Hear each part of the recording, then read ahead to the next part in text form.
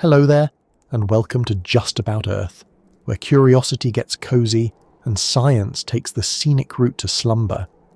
Tonight's quiet journey takes us to a place that feels as eternal as the stars above it, a place so old that even time seems to hesitate before entering, the Great Pyramid of Giza. It rises from the desert like a frozen wave of stone, serene and immovable, while the wind moves endlessly around it. You've seen it in pictures, of course, and maybe you've wondered, like so many before you, how on earth it was built. But what if that question isn't quite right? What if, instead of being built by the Egyptians we know from history books, it was something they found? What if they didn't create it, but inherited it? A gift, or perhaps a mystery, from a civilization that came before? It's a strange thought, isn't it? And yet, it's one that refuses to go away. Before we go further, I'd love to know, where are you listening from tonight? Somewhere quiet, maybe. Somewhere dim, with the hum of evening in the background. Imagine that from wherever you are, the same moon that once watched over the construction of the Great Pyramid still looks down, patient and familiar. If you find these late-night musings soothing, if you enjoy wandering through mysteries in the soft light of reason, I'd be grateful if you'd like the video and perhaps subscribe. It helps this little corner of calm find others who enjoy drifting between history and sleep, where science and imagination meet halfway. So let's take a slow breath, let the noise of the day fade, and begin this story, not with blueprints or chisels, but with a question that has lingered for centuries. What if the Egyptians were not the builders, but the heirs? The Great Pyramid, officially called the Pyramid of Khufu, stands on the Giza Plateau near modern Cairo. It's the last surviving wonder of the ancient world, older than most written languages, and so vast that even standing at its base, it feels less like architecture and more like landscape. By conventional dating, it was constructed around 4,500 years ago, during Egypt's 4th dynasty, supposedly as a tomb for Pharaoh Khufu.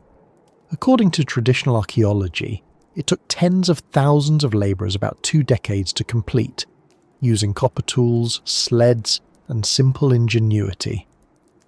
It's an extraordinary story of organisation and perseverance, one that has defined the Egyptian civilization in the popular imagination.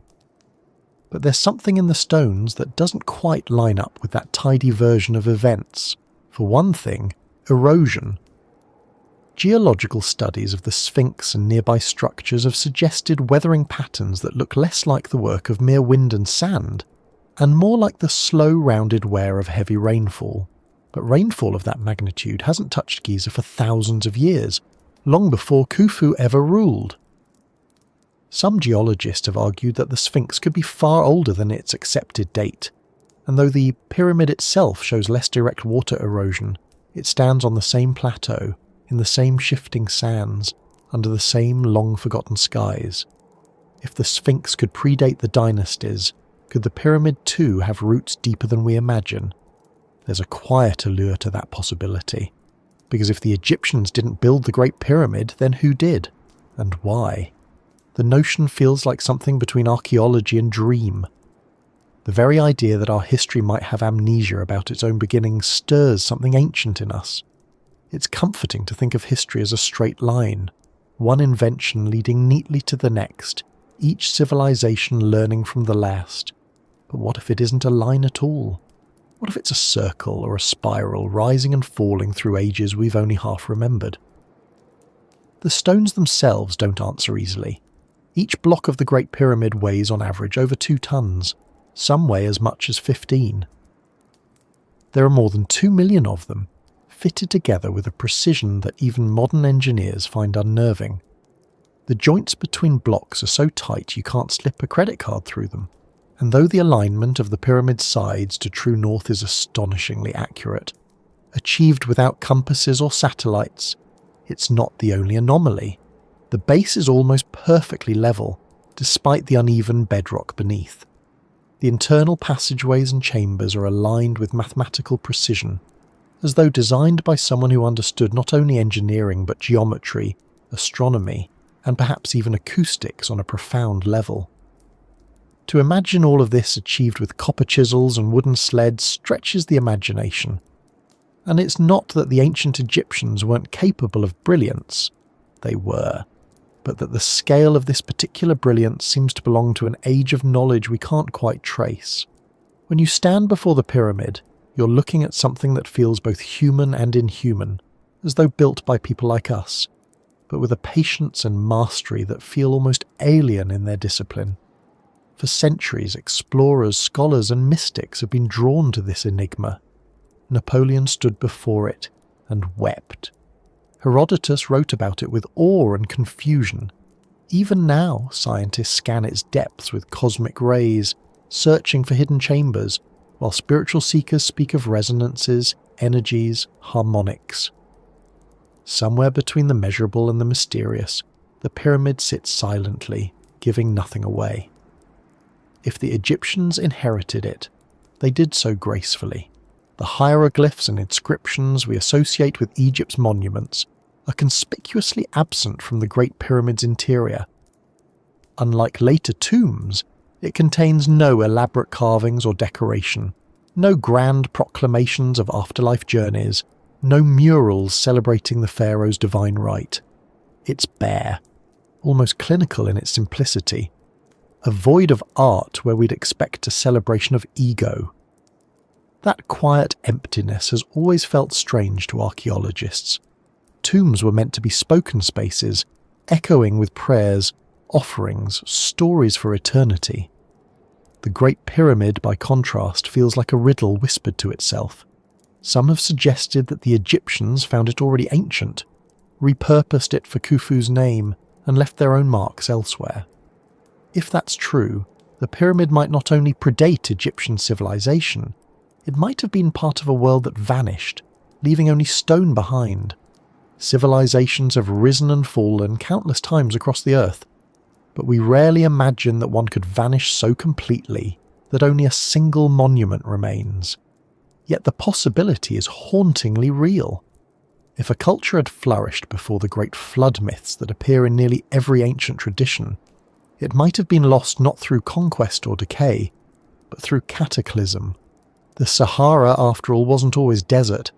Thousands of years ago, it was lush, green, alive with lakes and rivers, and evidence of prehistoric settlements, fish fossils, and ancient rainfall patterns show that what is now barren sand was once fertile. Perhaps people thrived there long before recorded history. Perhaps they built, measured, and mapped the stars. And perhaps, when the world changed, when the rain stopped and the sands advanced, they left behind what they could not carry. The pyramid may be less a monument and more a message, a structure too immense to be forgotten. When archaeologists study Egypt's early dynastic period, they find a sudden leap in sophistication. The shift from primitive settlements to monumental stone architecture happens so abruptly it seems almost imported. How does a society go from simple mud brick structures to cutting, transporting, and fitting multi-ton limestone blocks with micrometer precision in just a few generations? Usually, knowledge leaves a trail. Smaller experiments, gradual refinements, visible steps between the impossible and the achieved. In Egypt, those steps seem to appear fully formed, as though the blueprint came from somewhere else. It's tempting to think of inheritance here, not in the literal sense of property, but in the deeper sense of legacy. Imagine an ancient people arriving at the plateau already sacred in their myths. They find a structure, massive, inert, awe-inspiring. To them it isn't alien, it's divine. They name it, revere it, and weave it into their new world. The pyramid becomes theirs not by creation, but by recognition. In that moment, history resets itself. The builders are forgotten, the inheritors become the remembered, and the story begins again under new sunlight. Even the alignment of the pyramid seems to echo a memory older than Egypt. Its orientation to the cardinal directions and possible connection to the constellation Orion have inspired countless theories. Some argue that the layout of the three pyramids at Giza mirrors the stars of Orion's belt. suggesting a celestial purpose far beyond funerary use. If that alignment was deliberate, it might indicate a level of astronomical knowledge predating what we attribute to ancient Egypt. Star alignments drift over millennia due to precession, the slow wobble of Earth's axis. So if the alignment was ever perfect, it could date the structure to a time thousands of years before Khufu's reign. Yet, orthodox Egyptology resists such revisions, partly because rewriting timelines means unanchoring everything else that depends on them. Still, the data persists and the questions remain. The Great Pyramid is not an outlier, it's a paradox. Every time it's studied, it seems both more understandable and more mysterious. It fits in history, but only just. It feels both modern and prehistoric, a bridge between worlds that shouldn't have met. Standing there, you might imagine a worker lifting his gaze from the stone, watching the sun set over the Nile. Was he carving history or merely preserving it? Maybe he didn't know. Maybe none of them did. To build something you don't fully understand isn't uncommon. We do it all the time. We inherit technologies, languages, ideas. We add to them, reshape them, and eventually call them ours. It could be that the ancient Egyptians did the same, not with words or mathematics, but with stone. They took what they found and built around it a civilization that would endure for millennia. Even if they inherited the pyramid, they gave it a new story, one that turned stone into myth and myth into identity. And in that sense, the Egyptians did build it, if not from scratch, then in spirit. They built its meaning.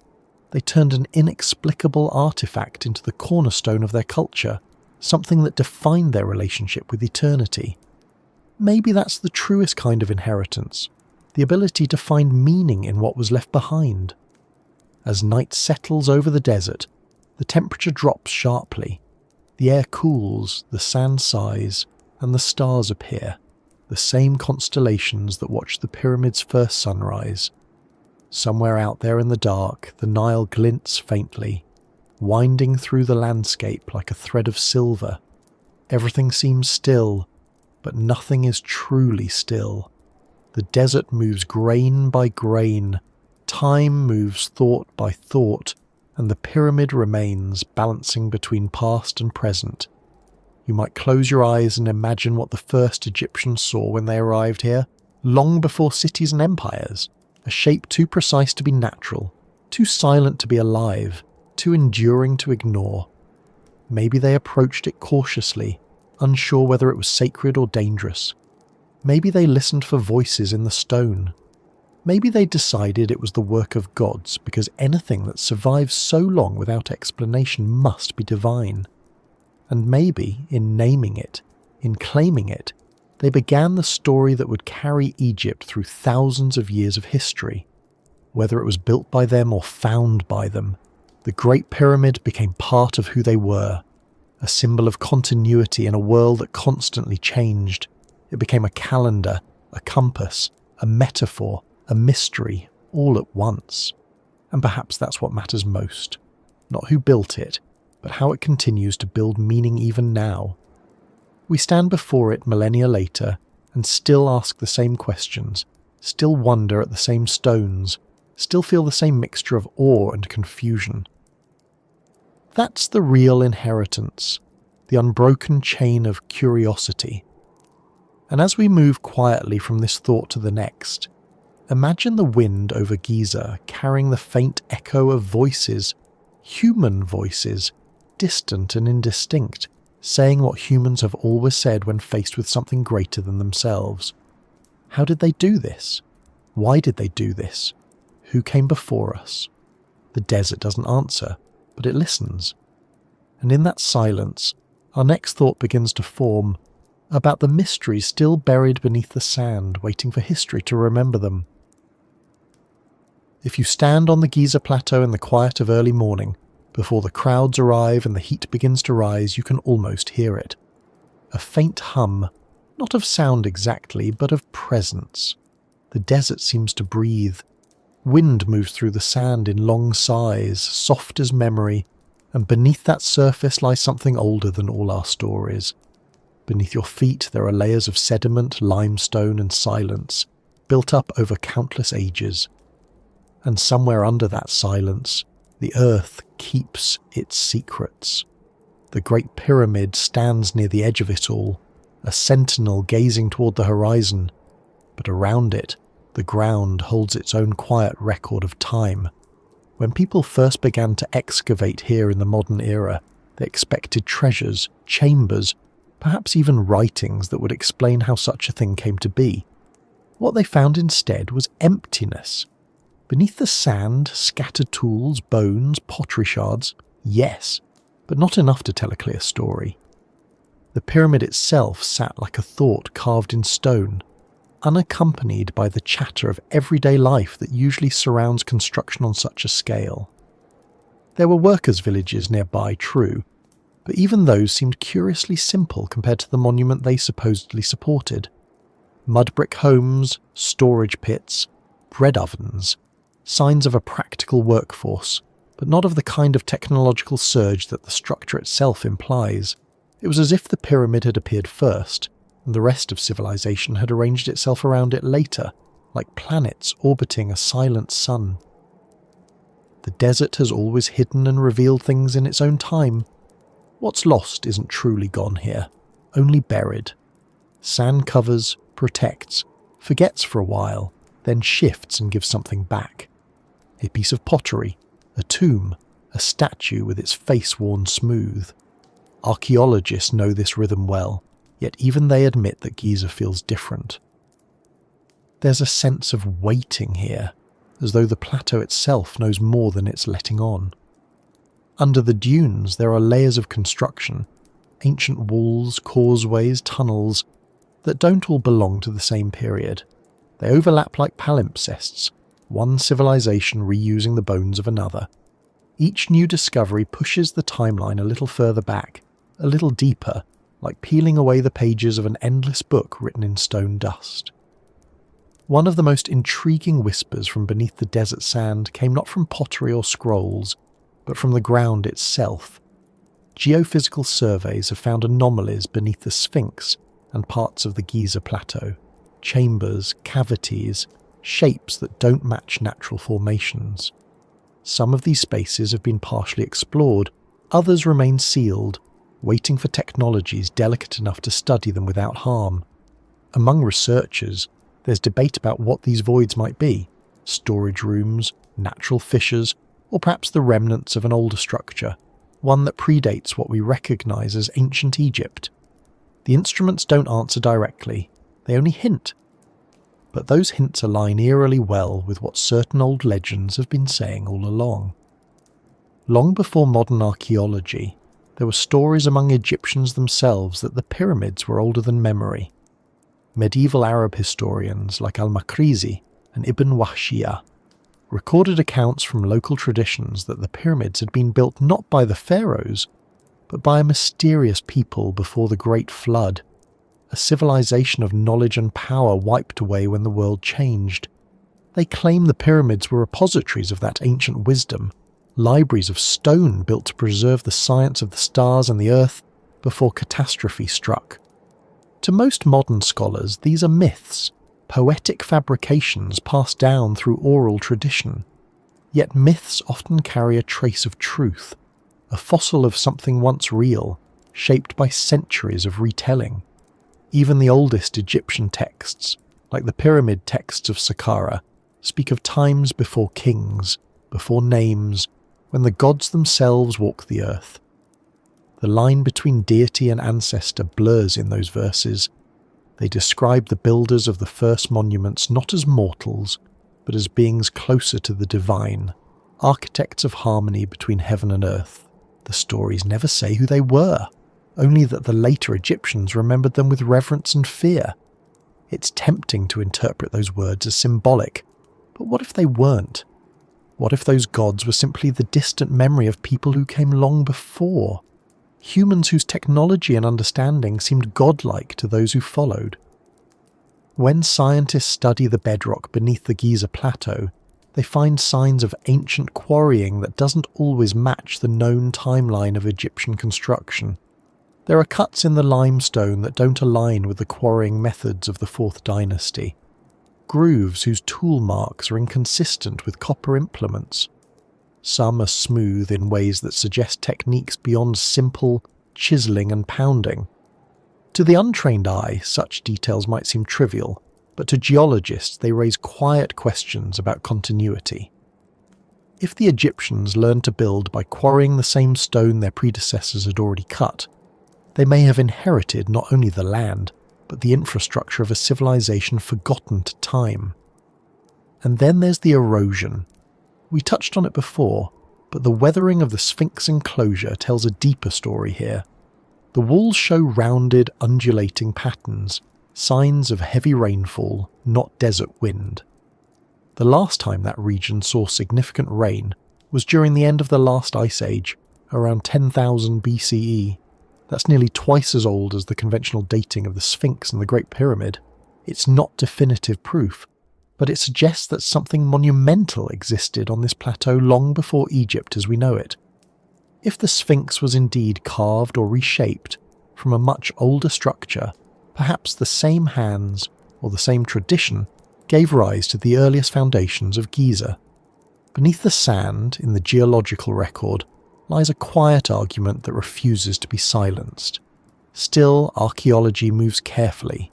Extraordinary claims demand extraordinary evidence. For every geologist suggesting great antiquity, there are others insisting the erosion could be explained by local conditions or groundwater. The debate continues, polite but persistent, echoing through conferences and papers like wind through corridors of stone. Yet, regardless of who is correct, the deeper truth remains. Our understanding of history is constantly being rewritten by what the earth reveals. Every grain of sand displaced by wind or spade might be a letter in a story we haven't finished reading. Sometimes when scanning beneath the ground with radar or muon detectors, scientists find voids so precise that they seem intentional, as though someone long ago carved them to hold something. Perhaps a structure, perhaps knowledge, perhaps nothing at all. It's possible these spaces are relics of early construction experiments, abandoned by workers who later refined their methods. Or maybe they're remnants of a far older phase of human history, one that didn't leave behind writing or pottery, only geometry and stone. The thought is humbling, that the deeper we dig, the further back the trail seems to lead, until it dissolves into mystery. The desert's silence isn't empty. It's full of time. Every particle of dust that drifts across the plateau has been carried by centuries of wind, touched by countless suns. When explorers of the 19th century began to document Giza in earnest, they recorded not just the monuments, but also the strange sensations that came with standing there. The feeling that the place was alive, aware, as if watching back. Some dismissed it as fatigue or heat stroke. Others, more poetically inclined, wondered if the land itself held memory. If stones could dream, they said, the pyramids would be their thoughts. There's a reason so many myths place lost knowledge beneath the sand. In nearly every culture that speaks of ancient cataclysms, there's a notion of buried wisdom, scrolls sealed in caves, temples hidden under dunes, cities swallowed whole by the earth. We imagine that the past doesn't just fade, it sinks. And in Egypt, where the desert acts as both destroyer and preserver, that idea feels tangible. Archaeologists working near Giza have uncovered layers of older settlements beneath newer ones, each representing a different chapter of civilization. Who's to say how many more layers might lie below, unreachable for now, waiting quietly? Some researchers have speculated that the Giza Plateau was chosen not merely for its elevation or proximity to the Nile, but because of what was already here. If the land itself was sacred, perhaps containing earlier monuments or markers, the Egyptians may have built upon it intentionally, aligning their own creations with structures they believed to be divine. This would explain why Giza's layout follows a celestial pattern that seems to predate recorded Egyptian astronomy. The pyramids, rather than being independent inventions, could be continuations of an older plan, a cosmic architecture inherited through myth. Legends from neighbouring regions echo similar themes. In Sumerian tablets, there are references to ancient builders called the Anunnaki, being said to have raised cities and monuments before the flood. In later Greek traditions, Herodotus described Egyptian priests telling him that their civilization stretched back tens of thousands of years, far beyond the dates historians would later assign. The priests themselves might not have known what that meant literally, but perhaps they were repeating a cultural memory, one preserved in temple stories long after the evidence had been buried. Oral traditions are elastic. They can stretch across millennia, preserving impressions even when details vanish. Of course, the challenge is that myths blur truth and imagination until they're inseparable. A legend might begin as fact and end as allegory. But if even a fragment of those stories points to real events, catastrophes, migrations or rediscoveries, then the ground beneath the Great Pyramid might hold traces of civilizations that survived in memory but not in material form. The desert, indifferent as it seems, has been the stage for such vanishings countless times. Whole towns have been swallowed by shifting dunes in less than a century. Given thousands of years, what might it erase? And what might it accidentally preserve, perfectly sealed under sand and heat? When night falls on Giza, the air cools again, and the desert stillness deepens. Beneath that silence, microseisms ripple faintly, tiny vibrations of the Earth's crust, carrying echoes from kilometres below. In those vibrations lies an entire archive of the planet's past, layers upon layers of soundless data. Geologists can read it like music, ancient rivers that once flowed here, shifts in groundwater, the grinding movement of tectonic plates. The ground is not dead. It remembers, just in a language we've only begun to understand. And perhaps among those layers, the remnants of some forgotten chapter still linger, encoded in stone and soil.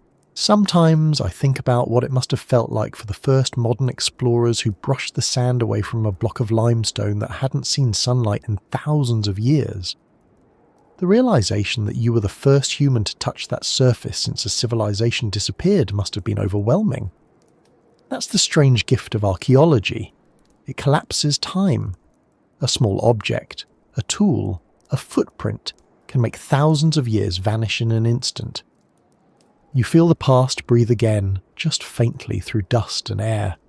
The desert gives you that moment, then closes itself once more, patient as ever. If the Egyptians did inherit the Great Pyramid, they inherited not just a monument, but the mystery that came with it. They might have stood where we stand now, wondering who came before them, listening to the same wind, asking the same questions. Maybe they looked at the older weathering on the stones, puzzled by its cause.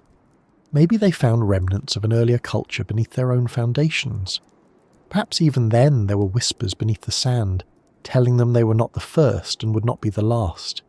History might not always begin where we think it does. Sometimes it resumes. And as we move quietly forward in this thought, imagine the sands of Giza continuing their slow drift through centuries, covering, uncovering, rearranging the memories of the world grain by grain. The desert doesn't hurry. It knows that everything buried will one day return to light, and so it waits, just as we do, for the next whisper to rise from beneath the dunes and remind us how much of our past still sleeps, untouched, beneath our feet. The more you look at the Great Pyramid, the more it feels like it's holding back a story. Not the one we already know from history books, the one with kings and hieroglyphs and long processions of labourers, but another story, quieter, older, and almost invisible. The surface we see is familiar, but beneath that surface, in the lines of the stone and the way the light touches its edges, there is a sense of memory. It's as if the monument itself has seen too many ages to belong entirely to one of them. The sand may have hidden its foundations, but something else hides its origins. If the Egyptians inherited it, then someone long before them must have built it. Whoever they were, their fingerprints have faded, their names have turned to dust, and their legacy remains not in words, but in the endurance of the stone itself. These are the forgotten builders, the ones whose story we can't read but can still feel, like the faint warmth of a vanished fire. Imagine the world as it might have been when they lived. The desert wasn't yet a desert. The Nile's course might have wandered across greener land, flowing through wide valleys where herds grazed and trees stretched toward a wetter sky. Rain fell more often then, carving gentle paths through the limestone that would one day cradle the pyramids. Perhaps there were forests not far from what is now Cairo, and the air smelled of earth and fresh water rather than dust and heat. Yeah, this was a different Egypt, a prehistoric landscape, alive with sound and movement. People were there, scattered in small communities, hunting, gathering, learning to shape stone and fire. But among them, perhaps, were others, people who knew how to do more than survive. People who understood the stars and seasons, who could measure the turning of the earth not by guesswork, but by calculation.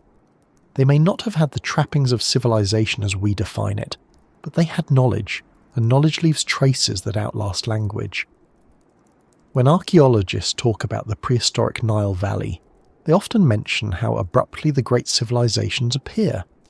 Before the Old Kingdom, before the first pharaohs unified the land, there were centuries of simpler life, farming, fishing, trading along the river, and then, almost without warning, monumental architecture emerges.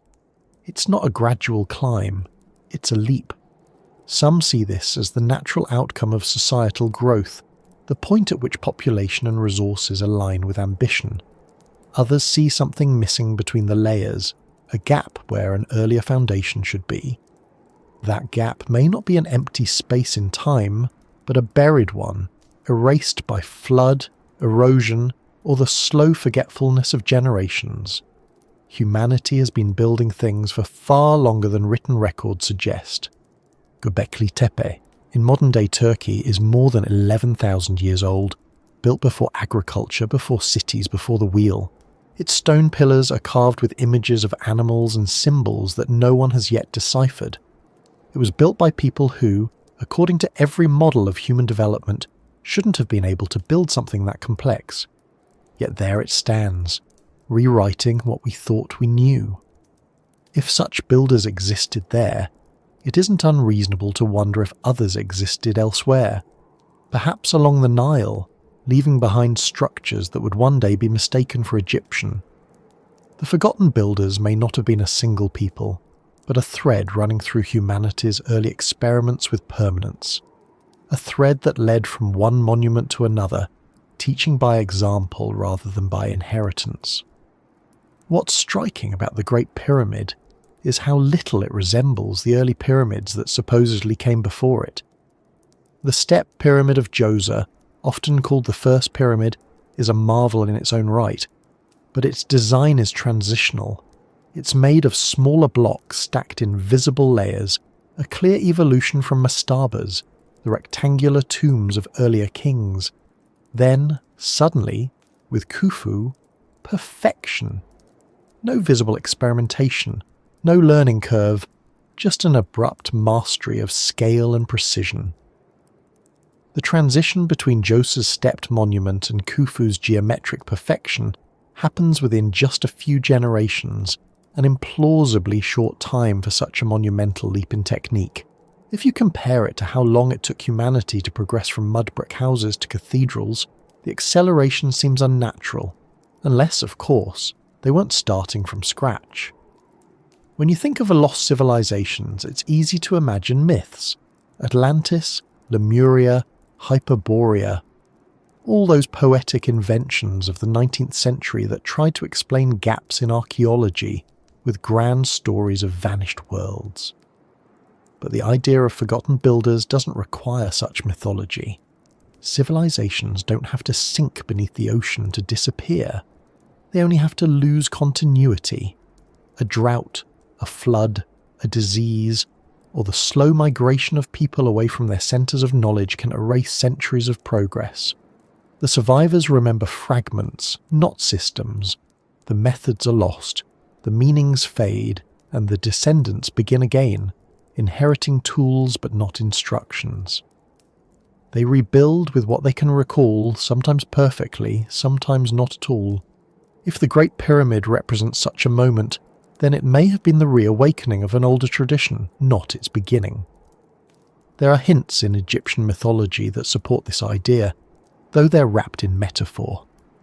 In their oldest cosmology, the gods themselves come from an age before the flood, before chaos returned to the world. They speak of a primeval mound rising from the waters, the first dry land, upon which the gods began creation.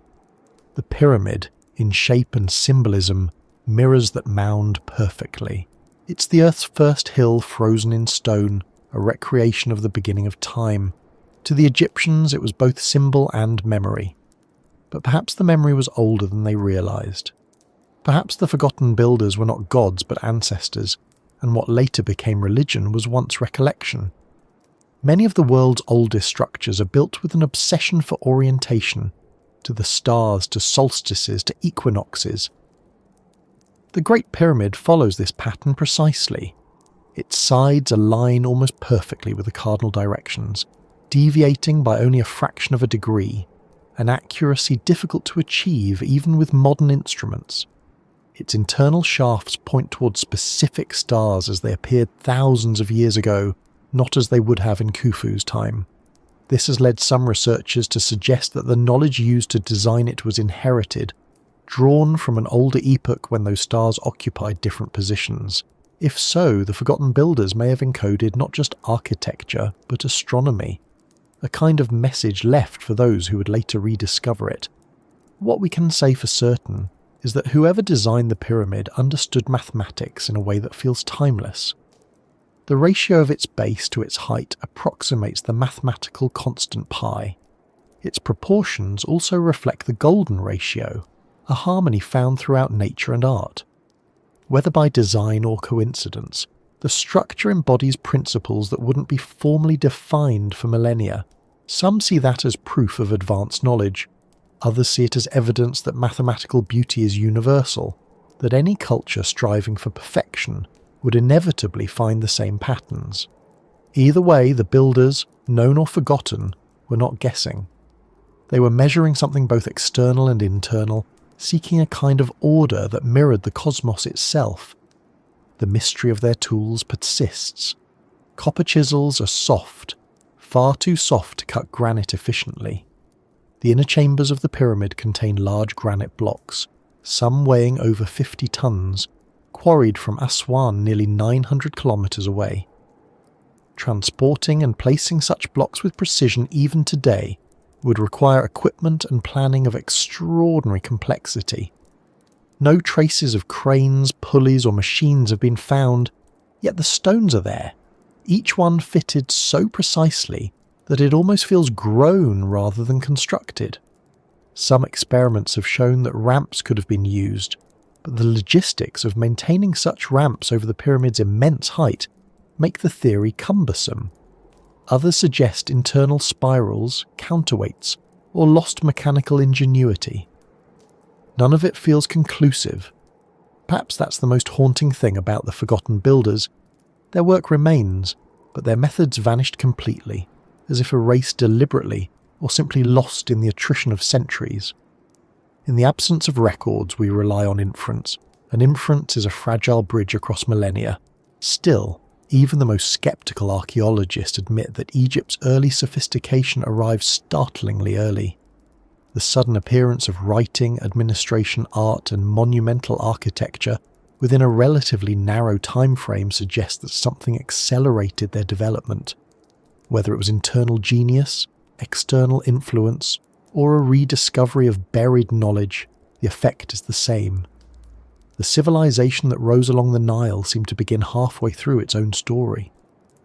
Some researchers have proposed that before the dynasties, there might have been localized centers of culture, small groups of people with specialized knowledge that didn't survive intact but seeded ideas wherever they went.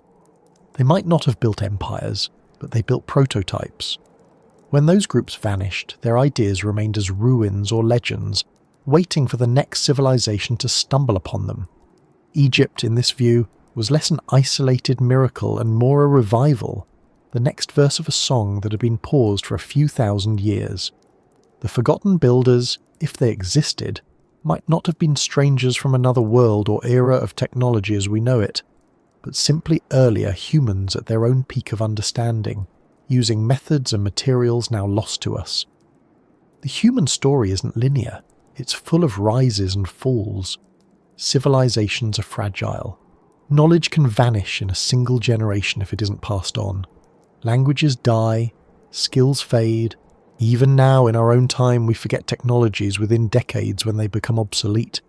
Imagine stretching that process over thousands of years, with floods, wars and migrations in between. How much would survive? Maybe just enough to inspire myths, and one monument too heavy for time to erase. When modern engineers study the pyramid, they often describe it in terms of efficiency.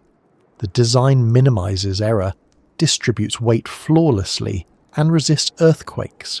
It's not just beautiful, it's durable.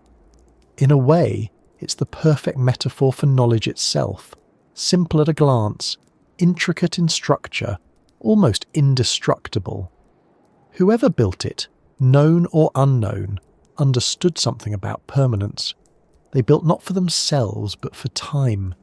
They must have known that civilizations come and go, that kings rise and fall, and that the only way to speak to the future is through something the future cannot easily destroy. Perhaps that's why we still listen for their voices.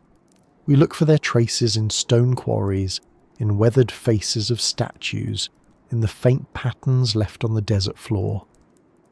We find alignments that point to constellations, mathematical relationships that echo nature, and we wonder if these were their messages. Maybe they knew the Earth would forget them. Maybe they wanted to make sure it didn't forget everything. As night deepens over the plateau, the stars return, scattering across the sky in the same formation they've held for tens of thousands of years. Some of them, the ones over Orion's belt, seem to mirror the shapes below, as though the builders drew their plans not from the ground, but from the heavens. The air cools, the sand settles, and the pyramid casts its long shadow toward the river that once fed empires. The forgotten builders remain nameless, but their presence is everywhere, in every angle, every joint, every echo that lingers when the wind moves through the stones. We may never find their graves, their tools, or their words, but we can still sense them in the design, in the endurance, in the silence that hangs around the monument like a memory too heavy to fade. They were here. We know it because the stones remember what names cannot. And as the wind drifts softly over Giza, carrying grains of sand that have moved across centuries, it's hard not to wonder if the next gust will uncover something new, a trace, a clue, a whisper from those who built before history began writing. The forgotten builders are gone, but their work endures, a message to all who follow that time erases much, but not everything. And just beyond the reach of our certainty, beyond the edges of the known, their world still flickers faintly, buried beneath the desert, waiting to be remembered again. When you follow the curve of the Nile far enough in thought, it begins to dissolve into time itself. The river has always been Egypt's pulse, winding and coiling through desert and memory. It gave life to the land, and in return, the land gave meaning to time. Every flood, every retreat of its waters was a measure, a heartbeat in the long rhythm of civilization. But what if the Nile once flowed under a very different sky? Not just in the sense of constellations drifting slightly over millennia, but truly different. A sky older than Egypt, older even than the idea of Egypt, when the stars marked a world that no longer exists. If the Great Pyramid was built, or perhaps rebuilt, by those who came after, then the ones who first shaped this land might have lived beneath that older sky. The earth itself was different then. The Sahara wasn't yet the ocean of sand it would become. It was alive, dotted with lakes and savannas. Rivers ran where dunes now stretch endlessly. The climate shifted slowly at first, then abruptly, until what was once fertile turned dry. Scientists call this the African humid period, a time when monsoon rains reach deep into what is now barren wilderness. It ended roughly 5,000 years ago, around the same time Egypt's civilization began to bloom. One story was ending while another was beginning, the desert reclaiming one world as it made room for another.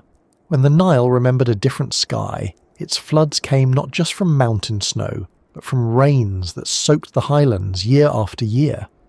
The air was thick with humidity, storms rolled across the horizon, and the landscape would have felt lush compared to the Egypt we know. The people who lived here before the pharaohs would have followed the river's moods closely. They would have known its language long before they gave it a name. To them, it may not have been a border between kingdoms, but a bridge between worlds. And somewhere in that green corridor of prehistory, perhaps long before Khufu, someone looked up at the night sky and decided that what happened above and below were connected. The stars then were the same, but their positions weren't. The slow wobble of the Earth's axis, a motion called precession, changes the orientation of the heavens over tens of thousands of years. Constellations rise and set at different points. The pole star shifts. Alignments that seem symbolic to us now might have been literal once. The pyramid's precise relationship to Orion's belt, for instance, could reflect an era when those stars occupied positions matching the layout at Giza more exactly than they do today. Astronomers have traced that alignment back not to 2500 BCE, when Khufu ruled, but to around 10,500 BCE, a time that coincides with the end of the last ice age and the beginning of that African humid period. It's a coincidence perhaps, but a compelling one. If true, it would mean that whoever conceived of that design lived under a sky unfamiliar to recorded history. It's not just the stars that changed. The very rhythm of the Nile itself shifted. Core samples taken from the riverbed show alternating layers of silt and clay, marking the cycle of floods through thousands of years. In some of those layers there are interruptions, periods of lower flow, times when the river thinned, when drought must have driven people to migrate. Each migration could have scattered knowledge across regions, dispersing what might once have been concentrated.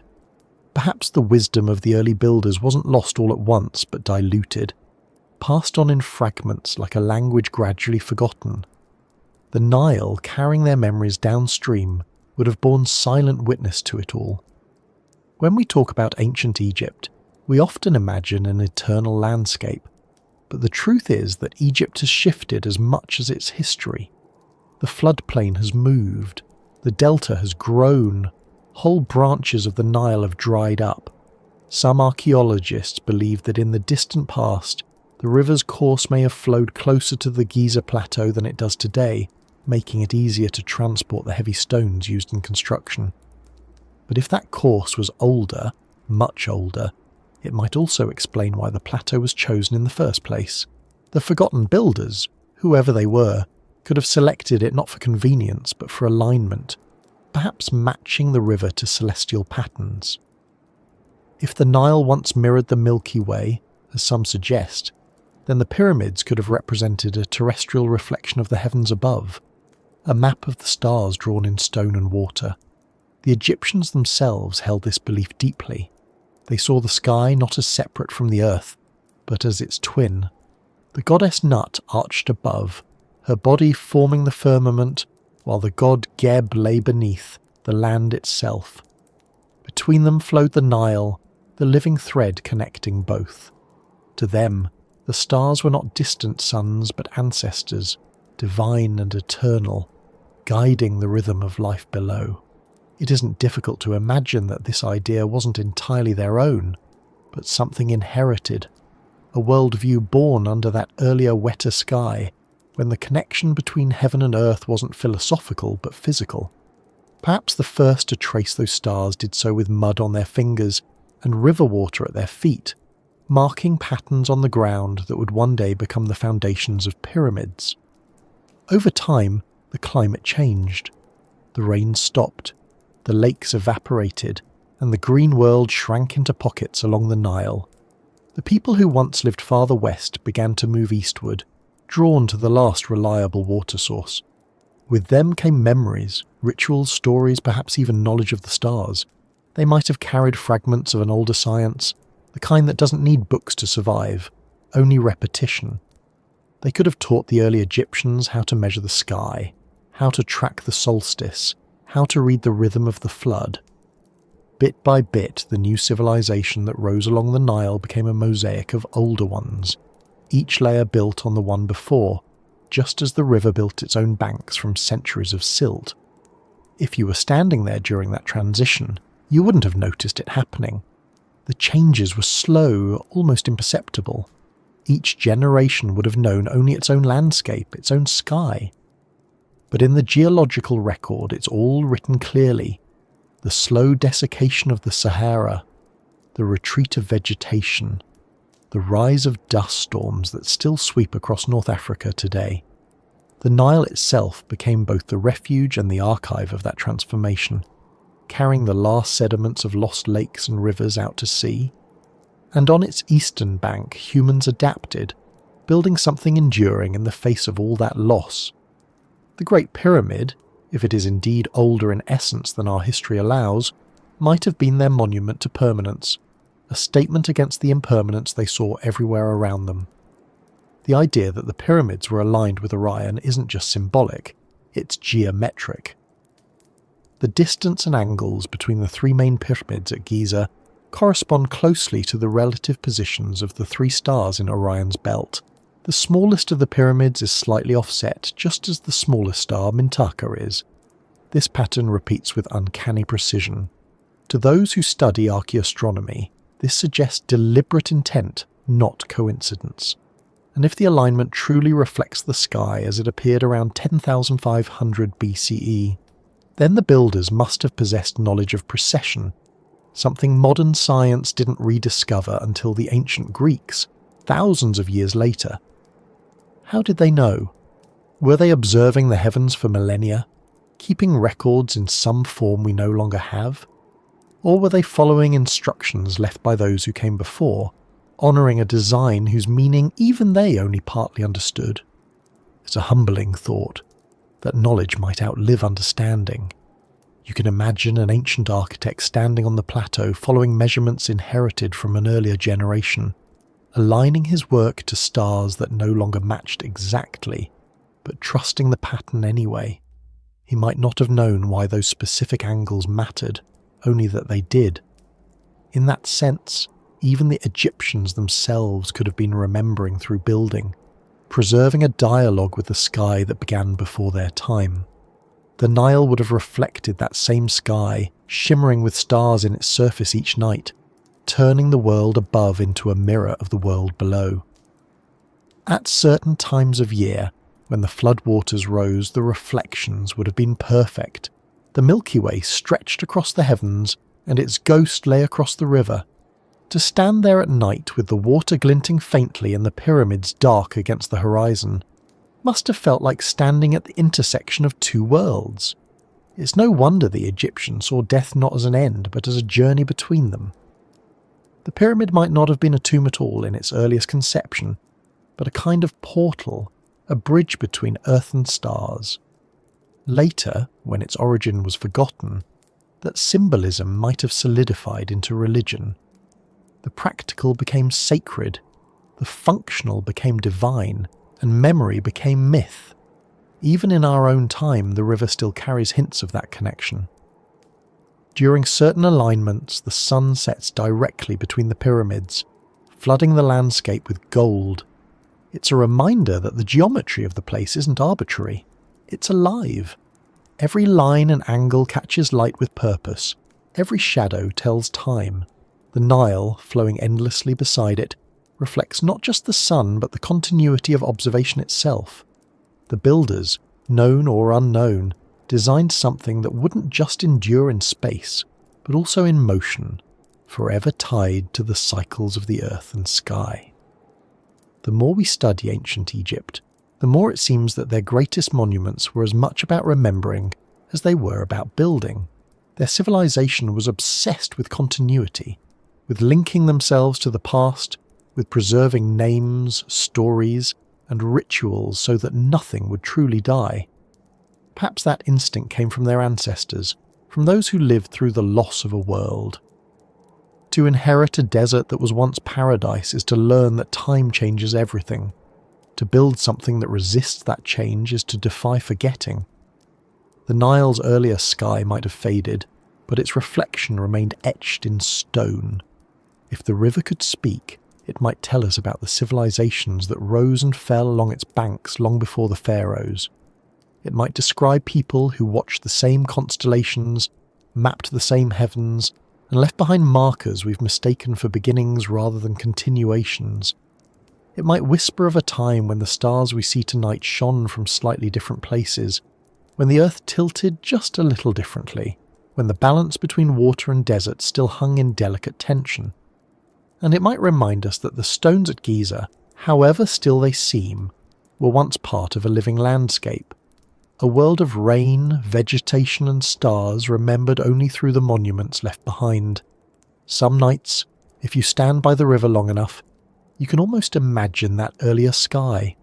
The horizon feels broader, the stars brighter, the air thicker with life. The sound of water replaces the hum of cities. It's not time travel exactly, just a sense of connection to something vast and ongoing. The Nile has seen empires come and go, languages change, and gods replaced by new names. But the flow itself hasn't stopped. It continues to remember, even when we forget. And so, when we look at the Great Pyramid and its perfect orientation, we're not just seeing architecture, we're seeing the memory of the sky, the ancient knowledge of motion, light and time carved into immovable stone. The builders, whether they were Egyptians or those who came before, didn't just measure the earth. They measured change itself, the slow drift of stars, the eternal dialogue between the heavens and the river that reflected them. The Nile may have forgotten the rain that once fed it, but the sky it mirrored is still there, moving quietly above, reminding us that everything changes, and yet everything continues. And somewhere within that reflection, beneath the layers of sand and centuries, the next thought is waiting. The idea of how those who inherited such wonders made them their own, shaping myths, gods, and identities around what they found, turning the inheritance of stone into the foundation of a civilization. If the Egyptians truly inherited the Great Pyramid, then what they inherited wasn't just stone. They inherited mystery. They inherited silence. They inherited something so enormous, so precise, so utterly beyond the needs of ordinary life that it could not simply exist without purpose. And when people encounter something that endures beyond their understanding, they give it meaning.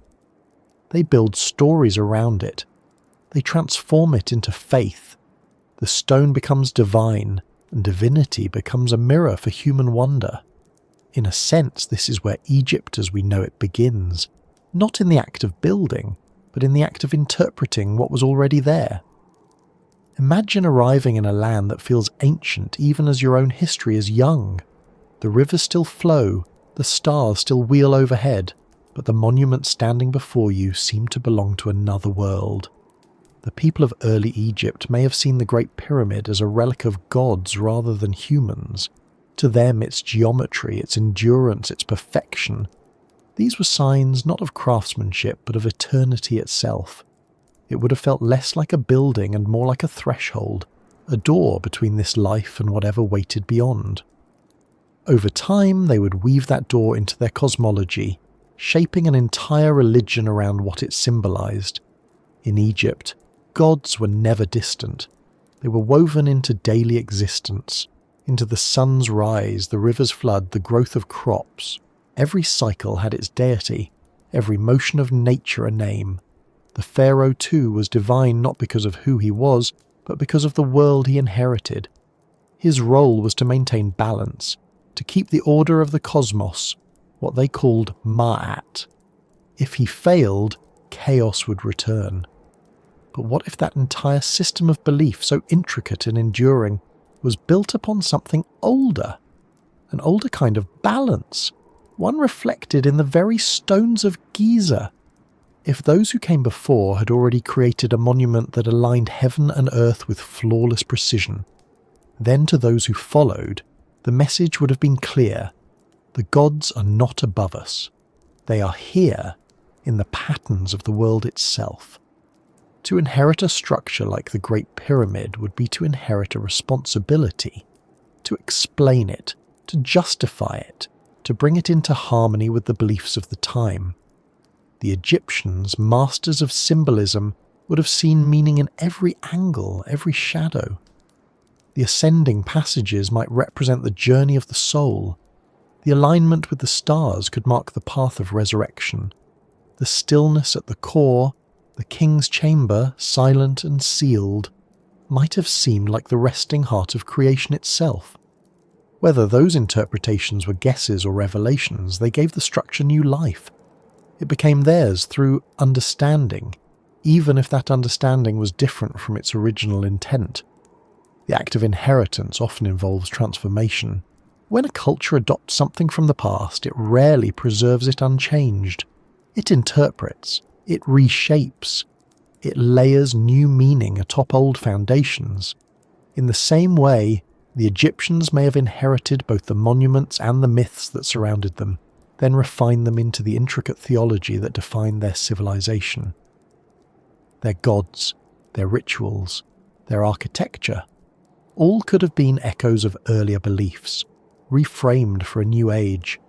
The builders of old may have left behind alignments and symbols that were later reimagined as the language of gods. Over centuries, what was once geometry became theology, and what was once engineering became devotion. There's something profoundly human in that transformation. When faced with something we don't fully understand, we often give it story. We personify it, honor it, make it sacred. The Egyptians did this better than anyone. Their temples were not just places of worship, they were microcosms of the universe. Every wall, every column, every colour followed cosmic proportions. The same could be said of the Great Pyramid, though its simplicity hides its complexity. There are no carvings inside, no depictions of deities, no prayers etched into its surfaces. To later generations, that emptiness must have felt deliberate. It was too purposeful to be an oversight. The absence of art became the most powerful statement of all. It invited interpretation. It demanded reverence. So they filled that silence with gods. They imagined the pyramid as the resting place of Ra, the sun god, whose daily death and rebirth mirrored the cycle of life itself. Others saw it as the stairway to the heavens, the path Osiris took after his death, guiding souls toward eternal life. Still others believed it embodied the Ben stone, the first mound to emerge from the primeval waters at the dawn of creation. Each interpretation layered meaning upon meaning, until the structure became not just a monument, but a theology of stone. And yet within those interpretations lies an echo, a faint trace of something older, something remembered rather than invented. When archaeologists study Egyptian religion, they find evidence of deep continuity. The same symbols appear again and again from the earliest dynasties to the very end of the empire. The Ankh, the scarab, the solar disk, the Eye of Horus. These weren't arbitrary motifs. They were part of a worldview that linked life, death, and rebirth into a single, unbroken cycle. The Nile's annual flood reinforced that belief, washing away the old and nourishing the new. The sky's rotation echoed it too, the stars disappearing and reappearing with perfect rhythm. It's as though the Egyptians saw the entire cosmos as a set of mirrors reflecting a single truth, that nothing truly ends. The Great Pyramid, standing between river and sky, may have been their greatest mirror of all. If that worldview was inherited from an older civilization, it means the Egyptians didn't invent eternity. They rediscovered it. They found it encoded in the stones themselves, in the proportions, in the alignment, in the quiet perfection of a structure that seemed to belong to no specific time. Perhaps they saw the pyramid as proof that the world had always been ordered, that the divine was not something to be sought, but something already built into existence. It would have been both reassuring and humbling. To inherit such perfection is to be reminded of one's place in the grand design. Even the concept of divine kingship might trace back to that inheritance.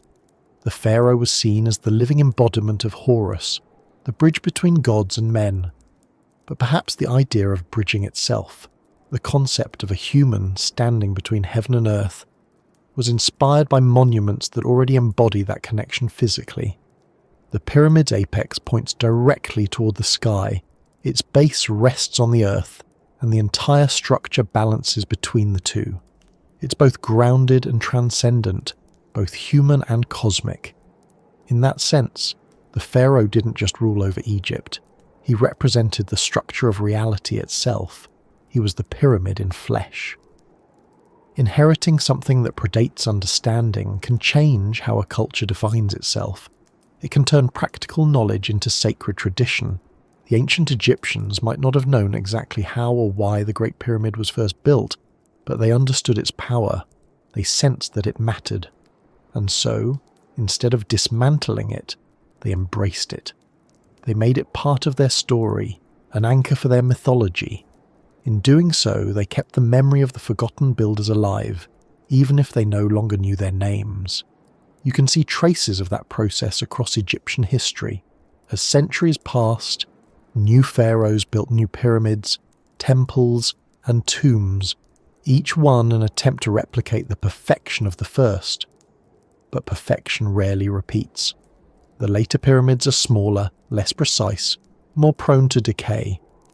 Some collapse during construction. The skill that once seemed effortless became difficult, then impossible, and yet the Egyptians never stopped trying.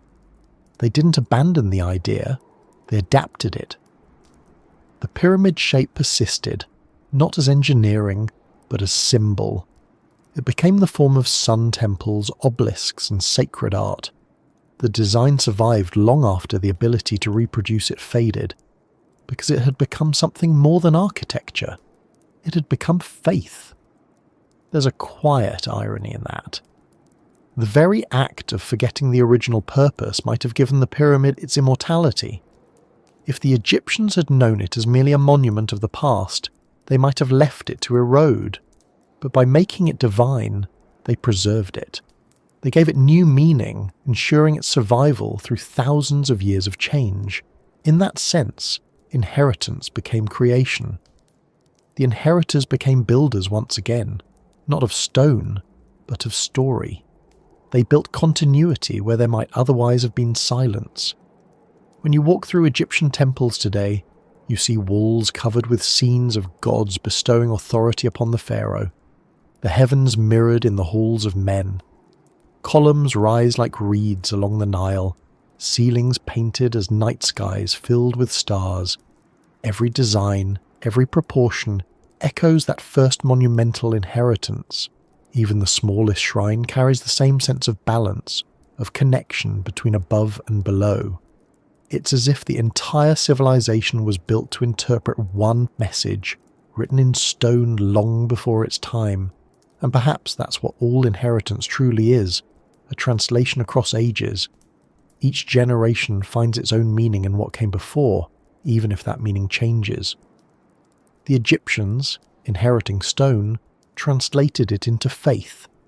They turned geometry into myth, physics into philosophy, and the labour of unknown hands into the language of gods.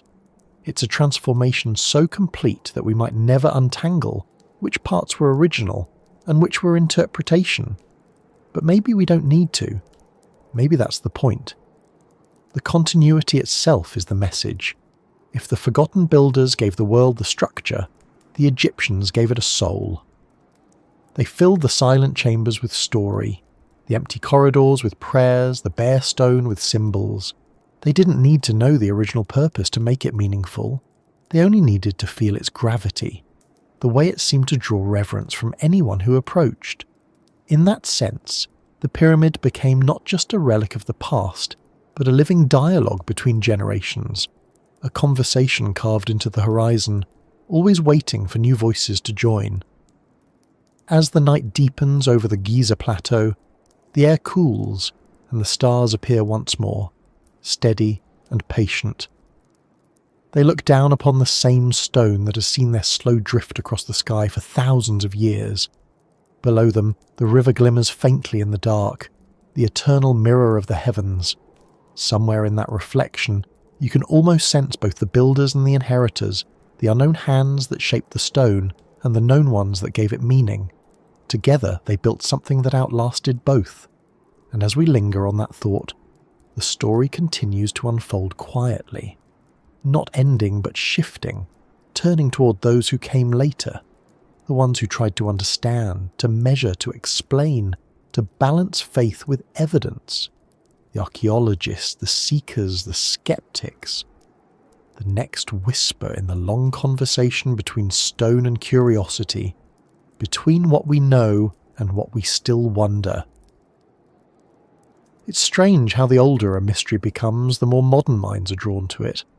There's a quiet magnetism to questions that resist answers, especially when those questions lie buried in the sand.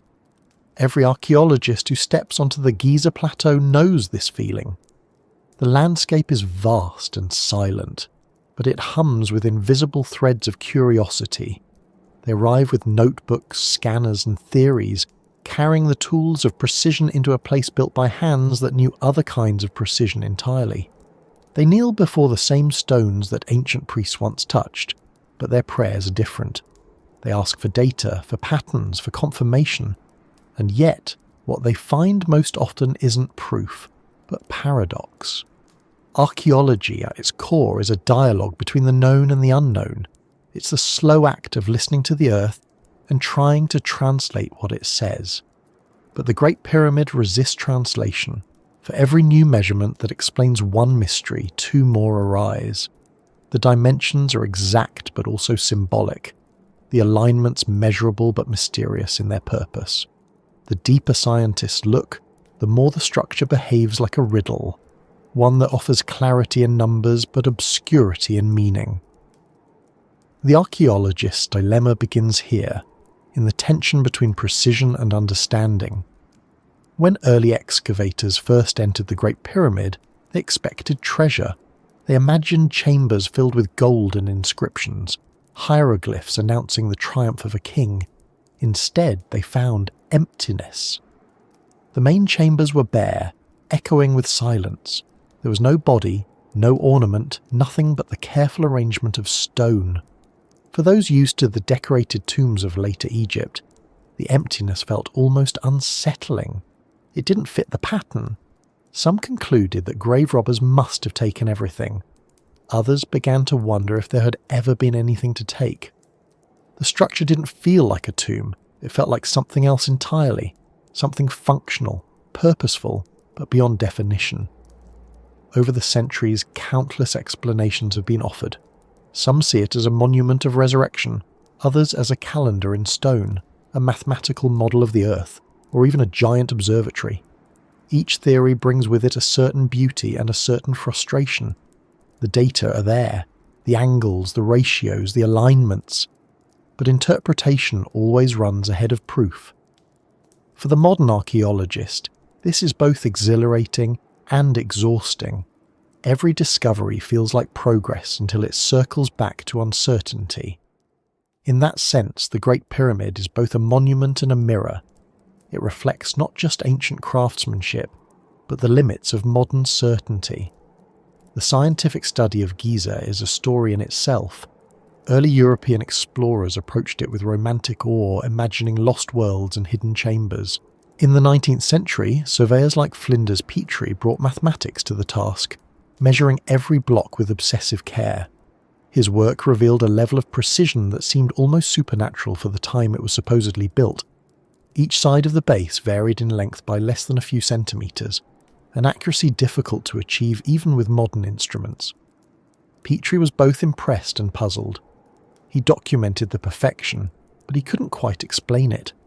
And so began a long tradition among archaeologists, recording anomalies with admiration, then quietly admitting that some of them defy simple reasoning. In the 20th century, technology began to deepen the investigation. Ground-penetrating radar, seismic surveys and muon detectors All have been aimed at the pyramid in search of hidden chambers. Each discovery has brought excitement and caution in equal measure. When scientists recently detected a large void above the Grand Gallery, headlines around the world declared it a hidden chamber. But what it means remains unclear. Is it structural, a byproduct of engineering, or is it intentional, a space with a forgotten purpose? The tools of modern science can reveal shapes beneath stone, but not the intentions behind them. And so, again, the dilemma deepens. We can measure almost everything, but we still don't know why it exists. To the archaeologist, the challenge isn't just in uncovering artifacts, it's in interpreting them without letting imagination outrun evidence. Yet, in places like Giza, imagination is hard to suppress. Standing before a monument that predates nearly all of recorded history, it's impossible not to wonder, was this truly the work of a single civilization or the inheritance of many? Were the techniques used here rediscovered later or lost forever? The evidence doesn't provide clear boundaries. The more one studies Egypt, the more its timeline feels like a continuum rather than a beginning. Civilizations rise from the remains of others. Progress often looks like memory resurfacing. Every archaeologist who studies the Great Pyramid must confront this uncomfortable truth. The narrative we have is built on fragments. Most of Egypt's earliest records have vanished. Papyrus decays. Stone endures, but it doesn't speak. The few inscriptions we have are snapshots, moments from within a much longer story. The temptation is to fill the gaps, to build continuity where none survives. But the stones resist that too. They seem to hold their own version of time, one that doesn't care for human chronology. They sit outside of it, serene and absolute. The archaeologist, armed with carbon dating and stratigraphy, finds themselves facing a monument that refuses to age in the way everything else does. Even among experts, opinions diverge sharply.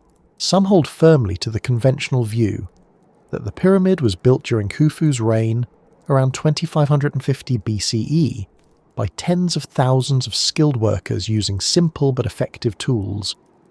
Others argue for a much older origin, citing geological and astronomical data. Between these poles lies a vast spectrum of interpretation, from cautious revisionism to speculative wonder. The problem is that the physical evidence can support multiple readings. The stones themselves don't lie, but they also don't elaborate. They leave room for both reason and myth. For some, that ambiguity is maddening. For others, it's the whole point. Archaeology thrives on the tension between what we know and what we can only guess. The Great Pyramid has become the perfect case study for that tension, a test of patience, humility, and perspective. To dig here is to confront the limits of one's own understanding. Every measurement, every scan, is a reminder that knowledge is temporary but curiosity is eternal. There's another side to the archaeologist's dilemma, the emotional one. Many who study the pyramids describe a peculiar sensation while working there, a sense of being watched not by spirits or superstition, but by history itself. You stand among stones that have seen entire civilizations rise and fall. You measure blocks that were cut before writing existed. The awareness that human hands once placed them with purpose and precision stirs something deeply personal. Archaeology isn't just about the past, it's about connection. To brush dust from a carved line or a tool mark is to shake hands across thousands of years. And in that handshake, there's both awe and melancholy, the realization that we are the inheritors of something we can barely comprehend. Modern archaeology tries to remain objective, but Giza blurs that boundary. The data are solid, yet the mystery feels alive. When new discoveries are made, the world responds with the same wonder it did a century ago. The difference is that now we can measure our wonder with lasers and satellites. We can calculate alignments down to fractions of a degree. We can simulate construction methods with physics models. And yet, for all that progress, the essential mystery remains untouched. It's as if the more clearly we see the stones, the more the story behind them fades into light. There's also the matter of legacy. Archaeologists aren't just studying the past, they're shaping how future generations will remember it.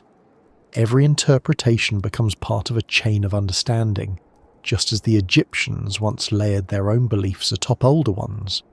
The responsibility is immense. To declare something proven or disproven can change how the world perceives itself. And so, every conclusion about Giza carries weight. Was it built solely by Egyptian ingenuity, or does it stand on foundations older than civilization itself? The answer affects not just history books, but the story humanity tells about its own origins. The dilemma deepens further when science meets wonder. Archaeology demands skepticism, but wonder demands openness. Too much of one, and the mystery dies. Too much of the other, and the evidence dissolves into fantasy. The Great Pyramid sits exactly between those two poles, challenging anyone who approaches it to balance reason with reverence. The most honest archaeologists admit that they sometimes feel both at once, skeptical of wild theories, but secretly enchanted by the idea that something extraordinary might still lie hidden just beyond reach. Even the tools of modern inquiry are limited by humility. Modern scans can peer through stone, but not through time. Drones can map the plateau in 3 dimensions, but they can't reconstruct intent. We can recreate ramps, levers, and pulleys, but we can't recreate the mindset of the people who used them. And perhaps that's the true essence of the archaeologist's dilemma, to accept that knowledge can illuminate the structure, but not the spirit behind it. The stones will tell you how they stand, but not why they were made to stand at all. Some researchers have suggested that we may never fully understand the pyramid, not because the data are insufficient, but because our framework for understanding is too narrow. We approach the past with modern categories: religion, science, art, engineering. But the people who built or inherited this monument may not have divided knowledge that way. To them, the practical and the spiritual could have been the same thing. Building the pyramid might have been both a technological feat and an act of devotion. Modern minds trained to separate those concepts struggle to imagine that unity. The archaeologist, caught between analysis and awe, must navigate that gap carefully. And so, the work continues. Year after year, new expeditions arrive. They scan, document, dig, and publish. The picture becomes clearer, yet the meaning grows no simpler. The Great Pyramid endures as a kind of dialogue partner, responding to every hypothesis with silence. It's a silence that isn't empty, but patient. The archaeologist learns to listen differently, not for answers, but for understanding. Each block, each grain of sand, each measurement is part of a conversation that began long before science existed and will continue long after it changes form again. At night, when the tools are packed away and the plateau falls quiet, the stars return. The same stars the ancient surveyors once used to align their work now look down upon the modern surveyors aligning theirs. Time folds gently in on itself. Somewhere out there in the cool desert air, a faint breeze moves across the stones, carrying with it the scent of dust and history. The archaeologists sit in small circles, comparing notes under the glow of their lamps, unaware that they're part of the same continuum they study. They too are builders, of knowledge rather than monuments, of understanding rather than stone. The difference is only in the material. The impulse is the same, and as their lights dim, replaced by the glow of dawn, the pyramid remains unchanged. It doesn't reveal or conceal. It simply exists, serene as ever, letting each generation find its own reflection in its shadow. The archaeologists leave with data, questions, and a feeling that's hard to name. A quiet awareness that they've touched something larger than certainty, something that will still be waiting for the next seeker, and the next, and the next. The work never truly ends because the past doesn't end. It only shifts, like sand in the wind, reshaping its surface while the foundation remains the same. The archaeologist's dilemma in the end may not be a problem to solve, but a reminder to approach mystery not as an obstacle, but as part of what makes discovery meaningful. And as we move from this moment of study and silence into the next thought, the stones remain where they have always been, waiting, patient, holding more than any science or faith can quite describe, their presence bridging the space between understanding and wonder. When you stand close enough to touch the Great Pyramid, what strikes you first is not its height or its age, but its texture. The stone feels cold even under the sun, its surface uneven yet precise, each block weathered in its own way, but the pattern unmistakably deliberate.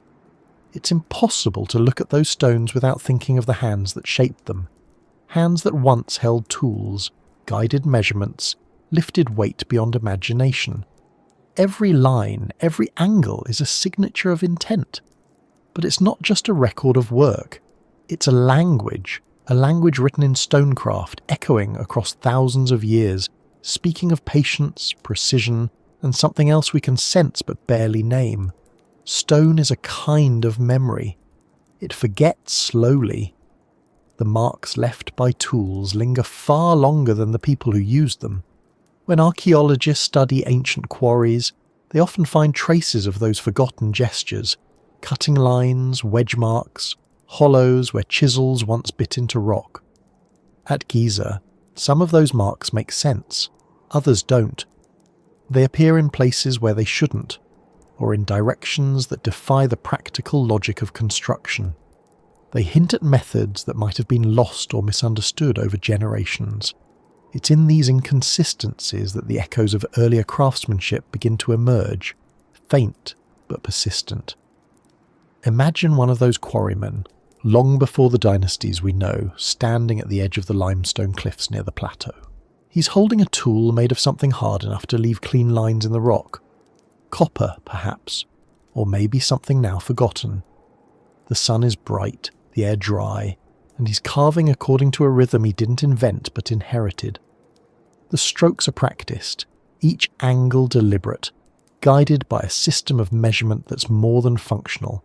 It's ritual. He doesn't separate labour from meaning, the physical from the sacred. For him, to shape stone is to participate in something eternal, to give form to a principle that already exists. The pyramid isn't just built, it's summoned into being, the way a song is drawn out of silence. That's what the echoes in stonecraft really are. They're not just evidence of technique. They're glimpses of an older mindset, one in which architecture was not a project but an act of alignment. The stones at Giza are so precise that they almost seem to hum with geometry. Their faces meet at angles so exact they capture sunlight and shadow with mathematical grace. Even the way they were stacked, interlocked, balanced, breathing under the weight of time, suggests a deep understanding of matter and motion. To study that craft is to realise that these builders, known or forgotten, were not improvising. They were following a pattern that must have been established long before. Modern engineers often marvel at how those builders achieved such perfection without iron tools, wheels, or pulleys as we know them. They debate the logistics endlessly. Ramps, levers, counterweights, wet sand to reduce friction. Each theory explains part of the process, but none explains the whole. The more we understand about materials and physics, the more extraordinary the result seems. It's as if the builders knew something we've overlooked. Not a secret technology, but a kind of intimacy with the physical world that modern construction rarely requires. They didn't just work with stone, they listened to it. They understood its grain, its weight, its sound when struck. They used nature itself as their collaborator. In that sense, the echoes in stonecraft are also echoes of relationship, the dialogue between human intention and natural resistance. The precision of the pyramid isn't just about measurement, it's about empathy with material. Every block, though massive, fits into a system that distributes stress flawlessly. keeping the structure stable through earthquakes and centuries of erosion. The builders knew how to make weight support itself, how to let the stone breathe. This isn't a mystery of alien technology or lost magic. It's the wisdom of mastery, the kind of understanding that can only come from generations of direct experience. But mastery alone doesn't explain everything. There's something almost excessive about the precision of the Great Pyramid, as if it was meant to endure far beyond practical necessity. The base, level within millimetres, extends over 13 acres. The corners align to true north with an error so small that modern surveyors use the structure itself to calibrate instruments. The internal passages form a geometry so consistent that even centuries of earthquakes have not disturbed it. This is engineering with intent beyond durability. It's design with purpose deeper than function. Whoever built it was not only thinking of their own time, but of all time. That sense of eternity embedded in stone is what makes the pyramid so haunting. It was crafted not to belong to a single generation, but to all generations. The echoes of that intention still vibrate through its architecture. Every culture that encounters it feels the same pull, to measure it, to decode it, to find meaning in its proportions. And in that shared fascination, we become part of the same continuum. The echoes don't fade, they amplify. The builders may be gone, but through their craftsmanship, they continue to shape how we think, how we dream, how we imagine our own place in history. When you examine the individual blocks of the pyramid, you notice something peculiar. They're not uniform. Each one was cut slightly differently to fit a specific position. It's as though the builders customized every piece, anticipating how it would interlock with its neighbours. This level of foresight requires an astonishing command of spatial reasoning. Modern architects use digital modelling to achieve such precision. Ancient builders did it with eye and intuition. Some blocks even curve subtly, compensating for the Earth's curvature. The monument doesn't impose geometry on the planet, it harmonizes with it. That's craftsmanship elevated to philosophy, and yet, the deeper you study it, the more it resists simplification. The more data we gather, the more intricate the story becomes. The techniques seem both primitive and advanced, simple and sophisticated. The quarry marks suggest manual labour, but the finished surfaces suggest calculation far beyond trial and error. It's possible that the work spanned generations, that what one group began, another completed, refining methods as they went. If that's true, then the echoes in stonecraft are also echoes of continuity, a long relay of knowledge passed hand to hand, century to century, until the final stone was set, and the memory of how it began faded into legend. There are traces of this continuity in later monuments. The step pyramids, the temples, the colossal statues, all carry hints of the same proportions, the same geometry, the same pursuit of balance. But none achieve the same level of perfection. It's as if something essential was remembered imperfectly, like a melody played slightly out of tune. The echo grew fainter, but it never disappeared entirely. You can still hear it in the symmetry of Luxor, in the columns of Karnak, in the obelisks that reach for the sky like frozen rays of sunlight.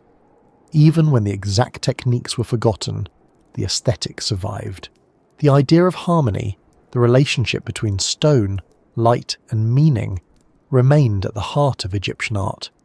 Some scholars have noticed parallels between Egyptian stonecraft and other ancient sites around the world, structures in Peru, Turkey, and even Japan that exhibit similar precision, similar megalithic ambition.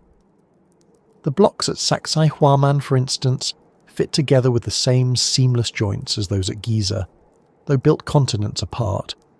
It's tempting to imagine a shared origin, a global tradition of early craftsmanship now mostly lost. That theory remains speculative, but it speaks to something larger, the possibility that human ingenuity, when focused on permanence, tends to converge. Across cultures, across eras, the same principles arise: balance, proportion, endurance. Perhaps these aren't coincidences at all, but expressions of a universal instinct, to leave something behind that time cannot destroy. In that light, the Great Pyramid is less an anomaly and more a masterpiece within a larger human story. It represents what happens when knowledge, devotion, and time converge perfectly.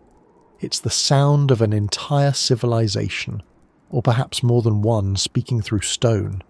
And though the exact methods may have changed, the message remains that craftsmanship can outlast culture, that skill can become legacy. The builders might have vanished, but their work continues to instruct, to inspire, to provoke awe. The echoes in stonecraft also raise another question: why we still build at all?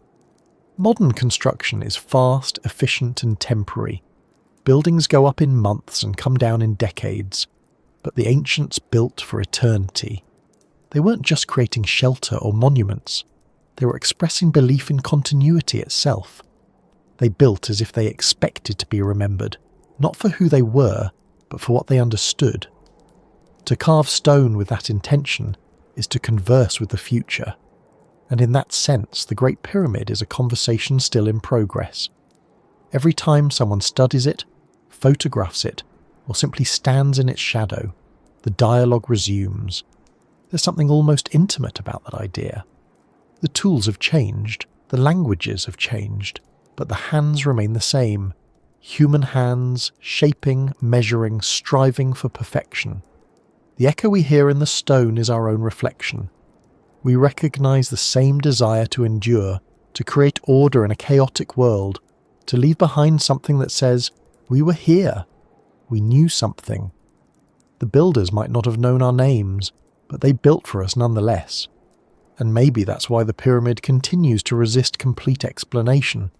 It's not just a riddle of engineering, it's a mirror of ourselves. To study it is to see how much of our own nature is bound up in the act of creation. The forgotten builders, the Egyptian inheritors, the modern archaeologists, all are parts of the same pattern, each listening for the same faint resonance in stone. The echo doesn't belong to any one era. It belongs to the continuity of thought itself, to the human capacity to reach across time through the permanence of craft. At dusk, when the last light strikes the pyramid's face, the stones seem to glow softly, each block catching the sun's final rays before night falls. The surface looks alive, shifting with colour and shadow, as if the monument itself were breathing. You can almost imagine that beneath that surface, beneath the layers of limestone and granite, there's still movement, not physical, but symbolic. The slow vibration of history, the pulse of hands long gone. The stones may not speak, but they remember the language of those who placed them, and as darkness settles and the desert grows still again, the echoes remain. They linger in the air, in the quiet between footsteps, in the steady hum of the night wind brushing against the ancient surface. They remind us that the act of creation never really ends. It reverberates, it transforms, it calls to whoever is willing to listen. Somewhere in that vibration lies the next thread of the story, waiting for the curious, the patient, the dreamers who still stand before the Great Pyramid and feel not just the weight of its stones, but the weight of everything it means. The echoes in stonecraft are not fading, they're multiplying, resonating through every generation that stops to wonder how such perfection was possible and why it still matters. And as that thought deepens, another begins to rise, as naturally as the stars returning to the horizon. The thought of voices older than memory, of myths that might not be myths, of whispers carried through time that still speak of what came before. When night settles over the desert, the air changes, the heat drifts upward, the wind softens, and the silence deepens into something almost tangible. It's easy to imagine that the stillness itself holds memory, that somewhere between the grains of sand and the surface of the stone, something ancient is still speaking. The voices of the ancients aren't loud, they're patient, they don't interrupt, they linger. They wait for quiet minds to listen. Standing beneath the faint glow of the stars, you can almost hear them. not as words exactly, but as impressions, echoes of thought, fragments of intent, faint reminders that the past has not stopped existing, it has only changed its form. The Egyptians, and perhaps those who came before them, believed deeply that nothing truly dies. To them, to speak a name was to make it live again. To forget was the only real death. Maybe that's why their monuments speak without voices, and their carvings show faces gazing calmly through time. They understood that sound fades, but shape endures. They use stone the way we use memory, permanent where flesh is temporary, precise where words can fail. Every line of hieroglyph, every measured surface, was part of that effort to speak forever. The pyramids, in that sense, are less tombs than syllables in a long sentence about existence. But if the Egyptians were the inheritors of an even older culture, then those older voices might still be present too, layered beneath the later words like ancient roots under new growth. The myths that reached the earliest Egyptians were already echoes when they received them, echoes from a time before writing, before dynasties, before history. They spoke of golden ages, of gods who walked among men, of floods that erased worlds, of knowledge preserved in secret places. These myths were not unique to Egypt. Versions of them appear in Sumer, in Greece, in India, even in the Americas. Across continents and languages, humanity seems to remember something, some catastrophe, some transition, some inheritance of wisdom from a world now gone. It's tempting to dismiss those shared myths as coincidence, as parallel invention by civilizations facing the same natural fears. Yet, the patterns repeat too precisely to ignore. The flood that resets the world, the builders who precede recorded history, the divine teachers who descend to restore order, these are stories told in different tongues but with the same rhythm. The Egyptians spoke of Thoth, the god of wisdom, who brought writing and science to humanity after chaos had swept them away. The Greeks had Prometheus, the titan who gave mankind fire. The Sumerians had Enki, the clever god who preserved knowledge before the great deluge. In each case, the voice of the teacher speaks from before the beginning, reminding those who follow that civilization is not invented once, but remembered again and again. Perhaps those voices were once human. Perhaps they belonged to the same people who built the early monuments, who mapped the stars and carved the first symbols into stone. Over generations, their names became myth. Their stories became divine. We tend to separate myth from history, but the ancients did not. To them, gods and ancestors were the same continuum. The divine was simply memory raised to the level of reverence.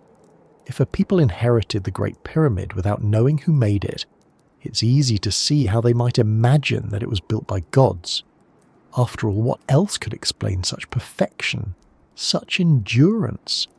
The voices of the builders would have been gone, but the monument would still speak on their behalf.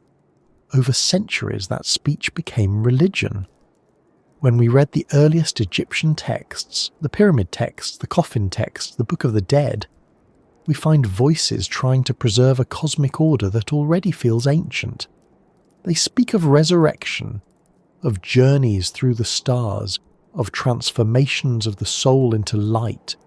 They speak of ascension through shafts that lead towards specific constellations, of crossing the sky as the sun's companion. These aren't random images. They're architectural metaphors drawn directly from the shape and alignment of the Great Pyramid itself.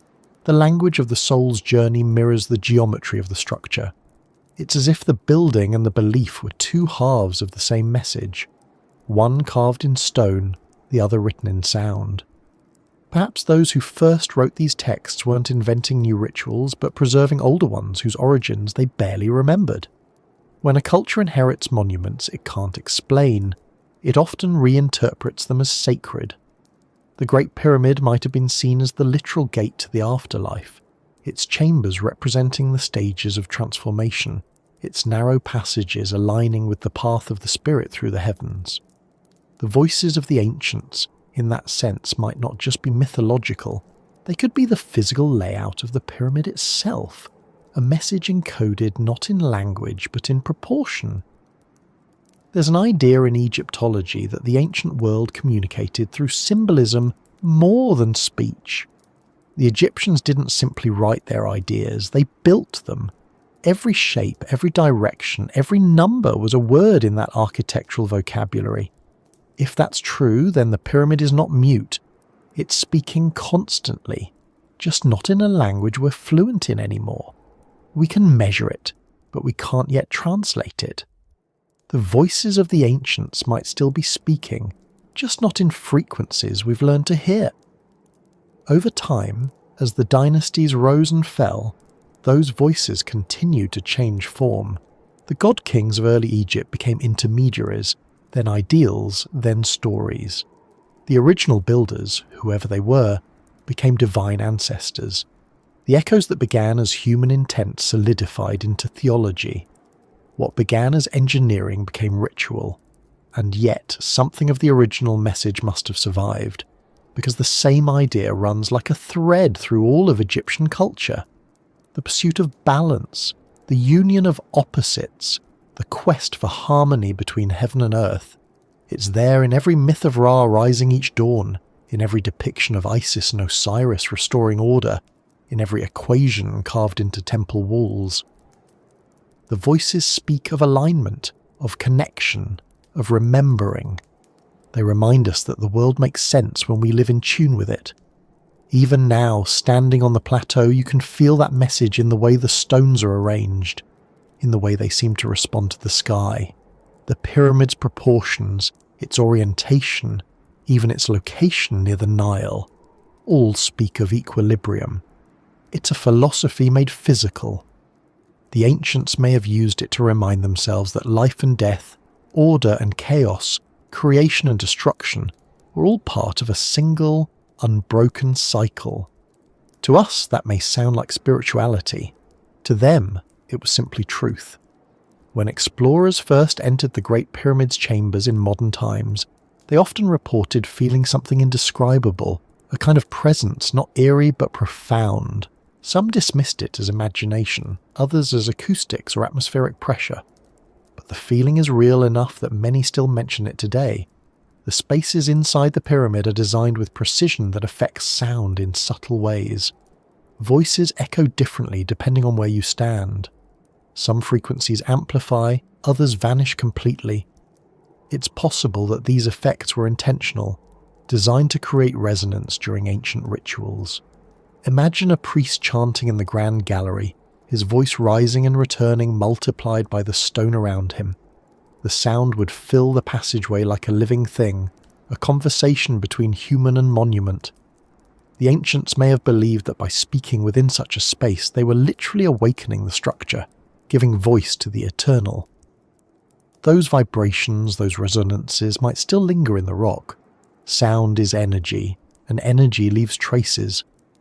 It's strange to think that every word ever spoken inside that chamber, every chant, every breath, might still be part of the building's memory, imprinted at a level we can't detect, but that the stone, somehow, retains. The voices of the ancients, in that sense, are not metaphors at all, they're physical. They're the low hum that fills the air when silence stretches too long. They're the feeling of standing in a place where time folds on itself. It's easy to imagine that those early voices still reach us, not through sound, but through instinct. You can hear them when you look at the sky the way they must have looked, searching for order, for rhythm, for meaning. You can hear them in the careful hands of modern masons, still tracing lines with the same patience. You can even hear them in the language we use to describe mystery, which still borrows words from the ancient world: foundation, alignment, balance, harmony. The ancients gave us those words. They taught us that the act of building is also the act of remembering. Across history, there are moments when those voices seem to grow louder, when discoveries remind us that we've been here before, that we are rediscovering what someone else already knew. The invention of geometry, the measurement of the stars, the creation of calendars, all of it feels like memory resurfacing rather than innovation. The voices guide us subtly, reminding us of continuity, of the invisible thread that connects us to every builder, thinker and dreamer who ever stood under this same sky.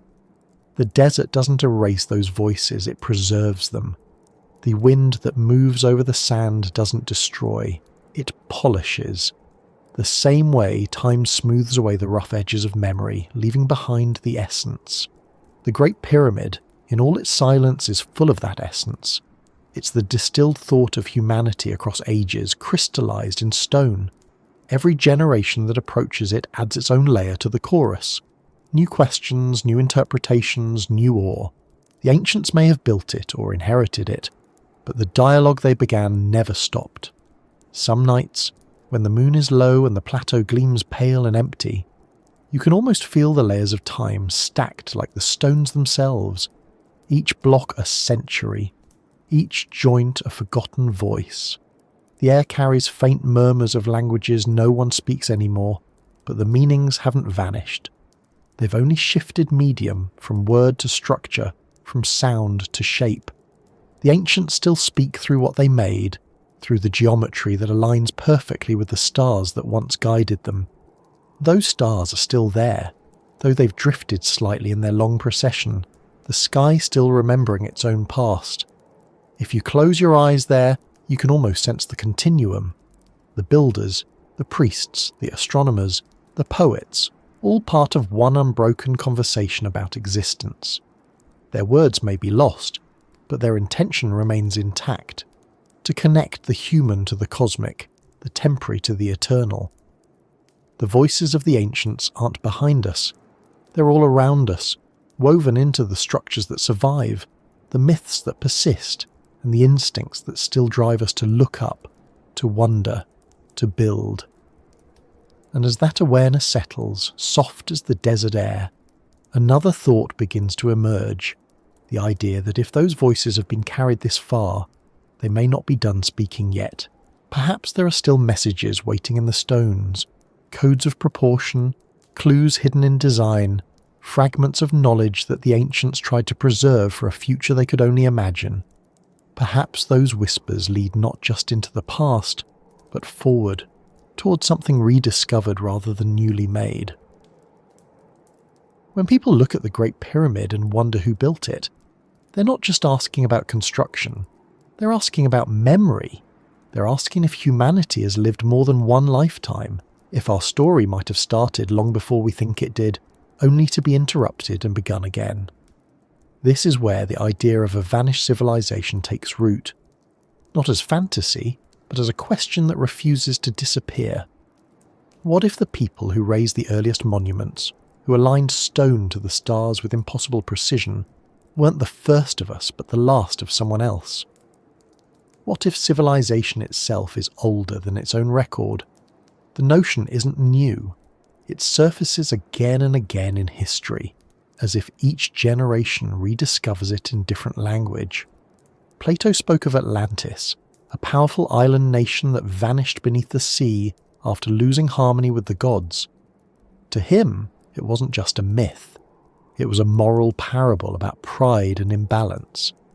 But perhaps he was also repeating a memory passed down through the ages, a distorted echo of something that really happened long before written history. Almost every culture has its version.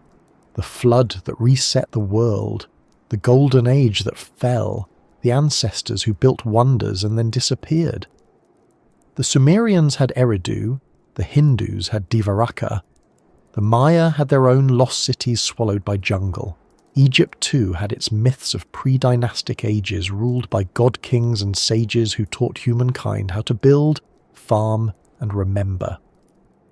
These stories don't begin with invention, they begin with loss. Modern archaeology, cautious by nature, rarely entertain such possibilities. Civilizations, according to our textbooks, evolve gradually. Agriculture leads to settlement, settlement to cities, cities to states. But sometimes the evidence hints at something less linear. Göbekli Tepe in Turkey, built 12,000 years ago, emerged from a world that supposedly didn't yet know how to farm. This site's massive pillars, carved with detailed reliefs, predate agriculture by millennia. Its builders possessed organisation, knowledge and artistry that shouldn't have existed then. When it was discovered, it didn't just surprise historians, it unsettled them. The timeline had to stretch.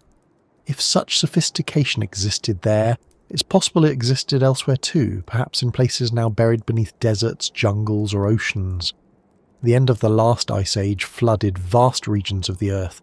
Sea levels rose by more than 100 metres, drowning coastlines that would have been fertile and ideal for early settlement. Whole landscapes vanished underwater. River valleys, deltas, plains that might once have held towns, roads, monuments. Today, the remains of those worlds would lie beneath layers of sediment, invisible to ordinary archaeology. In that sense, the idea of a vanished civilization isn't just romantic, it's geological. Imagine such a people, living at the edge of the Ice Age, watching the world change. They would have known the skies intimately, tracking the movement of stars for navigation and timekeeping.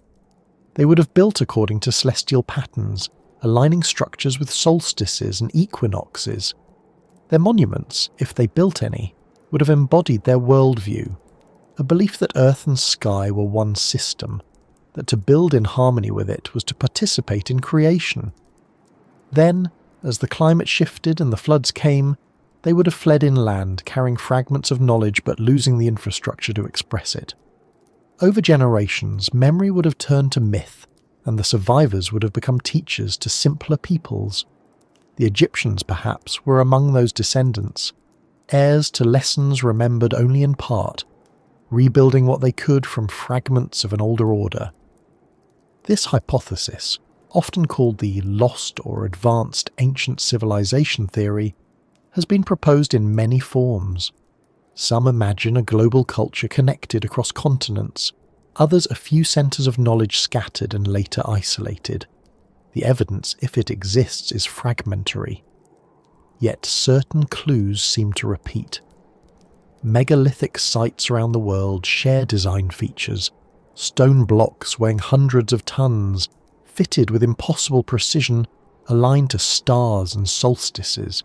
It's not proof of a single civilization, but it hints at shared priorities: permanence, astronomy, geometry, reverence for the sky.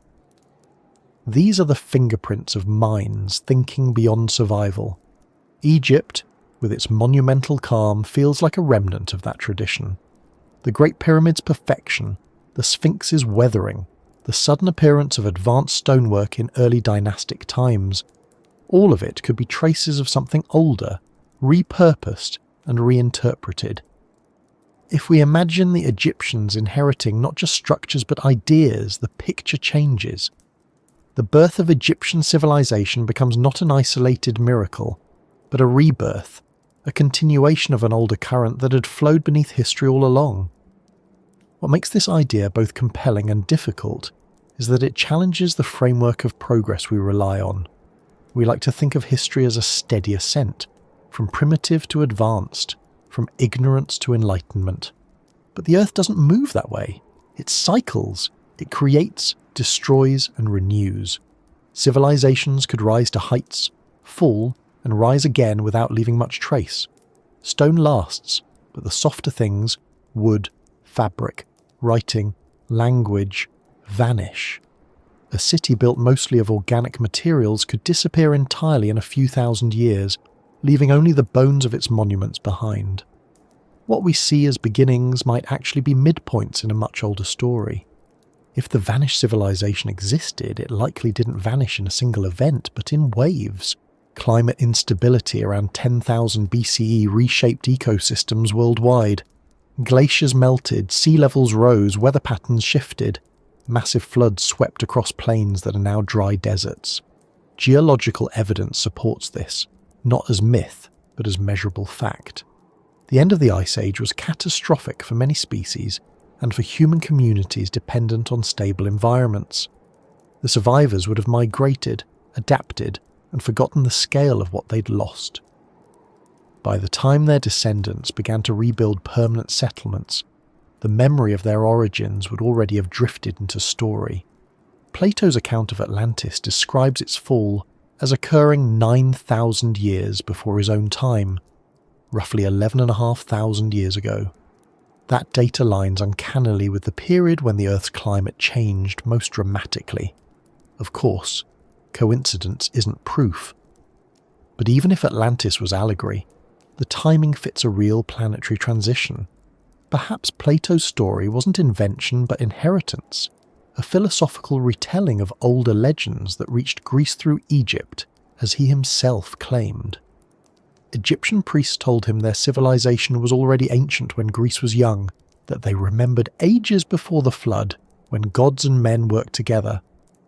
If those stories preserved even fragments of truth, then the Egyptians were carrying echoes of something beyond their own beginnings. Some archaeologists suggest that this older knowledge might have survived through oral traditions disguised as myth. Astronomical alignments, encoded in architecture, could have preserved data about celestial cycles far longer than written records. The precession of the equinoxes, for example, takes about 26,000 years to complete.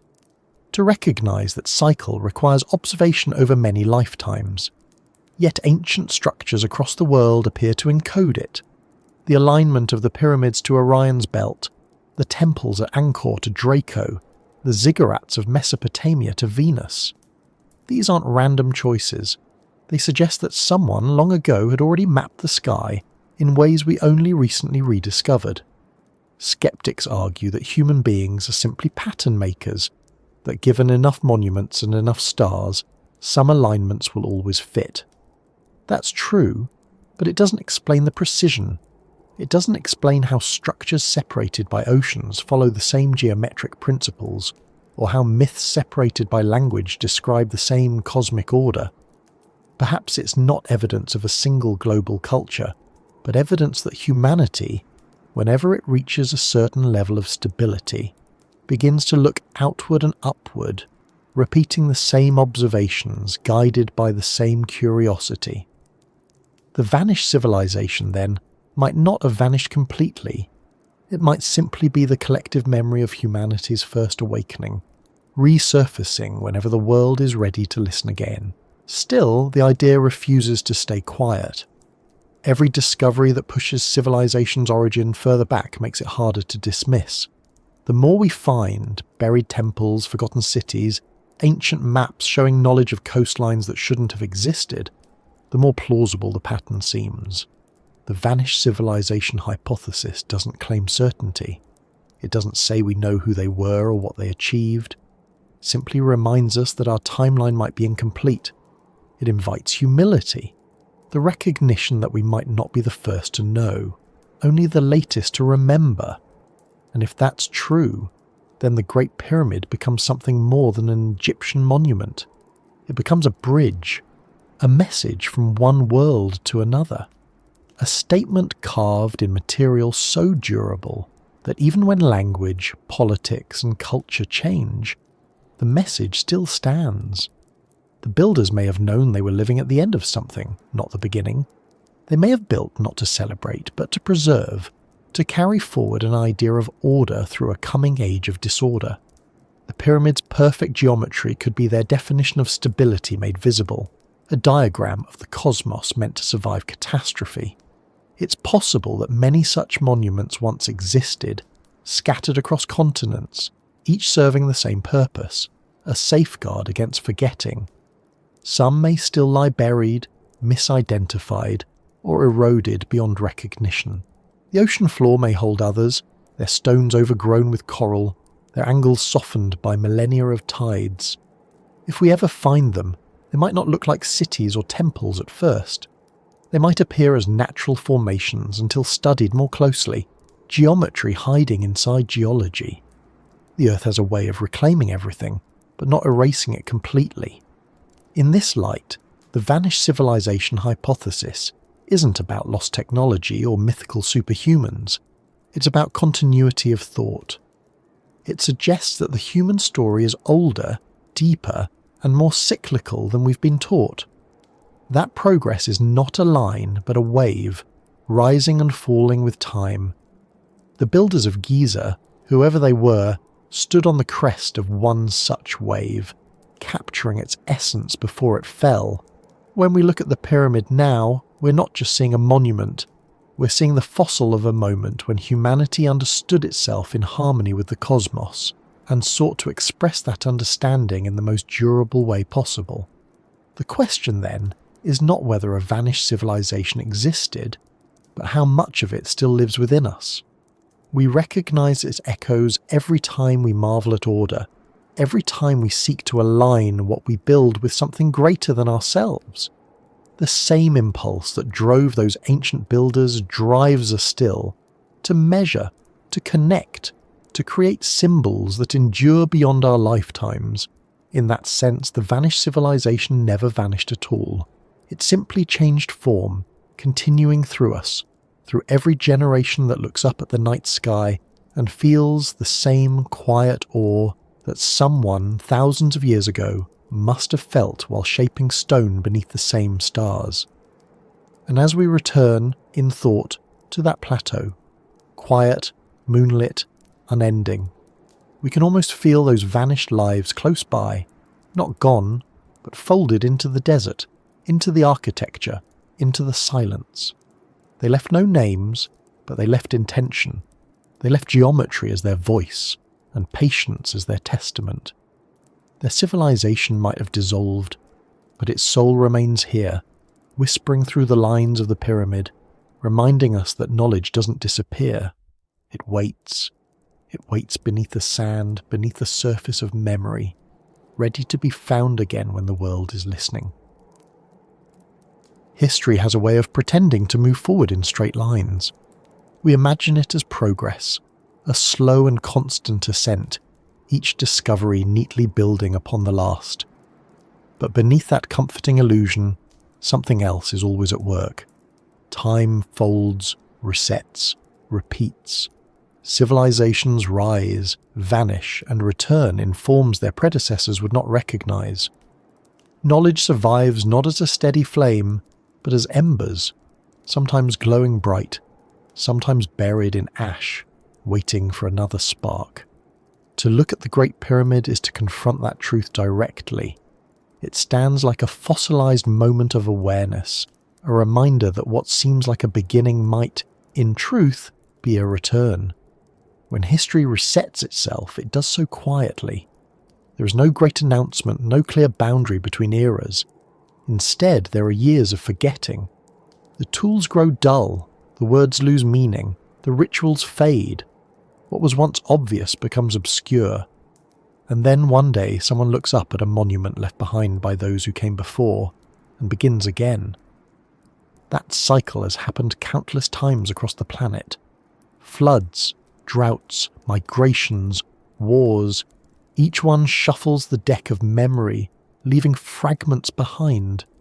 Humanity begins anew each time, rediscovering what it once knew, calling it invention instead of remembrance. The Egyptian civilization as we know it rose from one such reset.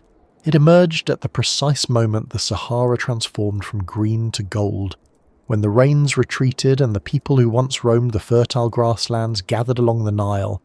There, among the ruins of an earlier world, they began to build again. They organized, measured, and aligned their lives to the cycles of the river and the stars. But some of the knowledge they used already felt inherited. The way they aligned their temples, the geometry of their pyramids, even their myths about the gods descending from the sky, all carried the faint fingerprints of a memory older than they were. They may not have known it consciously, but they were participating in a restoration. The past was being reassembled in new form. That restoration happens every time the earth changes enough to wipe the slate clean. When glaciers melt, when forests turn to desert, when coastlines shift, the records of the past disappear with them. Human beings adapt quickly, but their stories take longer to rebuild. The survivors of one age rarely recognize themselves as the ancestors of another. To them, it feels like they are the first.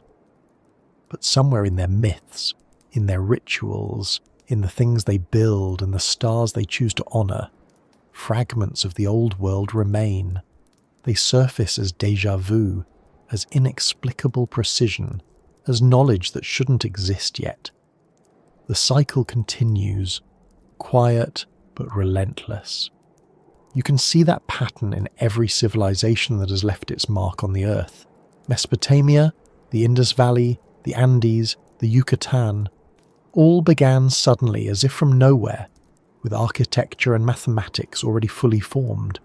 Their calendars, their astronomical alignments, their myths about floods and creation all point backward to something shared. Each one seems to remember, in its own way, that the world had started before and ended before and would do so again. The Great Pyramid fits perfectly within that rhythm. It may have been built as a monument to eternity, but eternity in human history is never static. It renews itself by forgetting. When historians study the layers of ancient Egypt, they notice a strange phenomenon. The earliest periods show astonishing innovation, architecture, art, language, followed by centuries of repetition. The same forms, the same proportions, the same rituals persist with little change for millennia. It's as if the civilization reached a level of perfection early on and then sought only to preserve it. But preservation is another kind of forgetting. When culture focuses on maintaining what it has rather than expanding what it knows, it becomes a mirror instead of a window. Egypt's stability was remarkable, but it may also have been a symptom of an older trauma, the memory of a loss, of a world that had already ended once. Perhaps they built their monuments not to celebrate permanence, but to defend against erasure. To build something that can survive catastrophe is a way of resisting the reset. The Great Pyramid might have been precisely that. An anchor for memory. Its geometry, its alignment, its sheer durability all serve one purpose: to outlast the cycles that erase everything else. It was built not only to house something, but to preserve an idea, to remind the future that order can exist even after chaos. In that sense, it is less a tomb and more a time capsule, carrying knowledge across the gulf between ages. Some researchers believe that the proportions of the Great Pyramid encode mathematical constants, pi, phi, even the dimensions of the Earth itself. If so, it may have been intended as a message to the future, a way of saying, "We knew this once. Remember it again." Whether by design or coincidence, those relationships are real. The perimeter of the pyramid's base corresponds closely to the circumference of the Earth divided by 2. Its height relates to its base as the radius to the circumference of a circle. Its orientation to true north is almost flawless. As if the builders knew the planet's orientation in space with precision we only regained recently. Perhaps that knowledge wasn't new then, but preserved, carried through oral tradition, myth, or sacred geometry, waiting to be rebuilt when conditions allowed. The idea that history resets itself doesn't necessarily mean everything is lost. Some things endure precisely because they are too important to vanish. Language changes, but patterns persist. The human eye still sees beauty in the same ratios. The human mind still seeks the same patterns in the stars. The pyramid, in this way, is a crystallization of continuity. It bridges the gap between what was forgotten and what was rediscovered. It's a reminder that even if civilizations die, their questions survive. When we look back at history, it's tempting to separate it into eras: prehistory, antiquity, modernity. But the Earth doesn't recognize those divisions.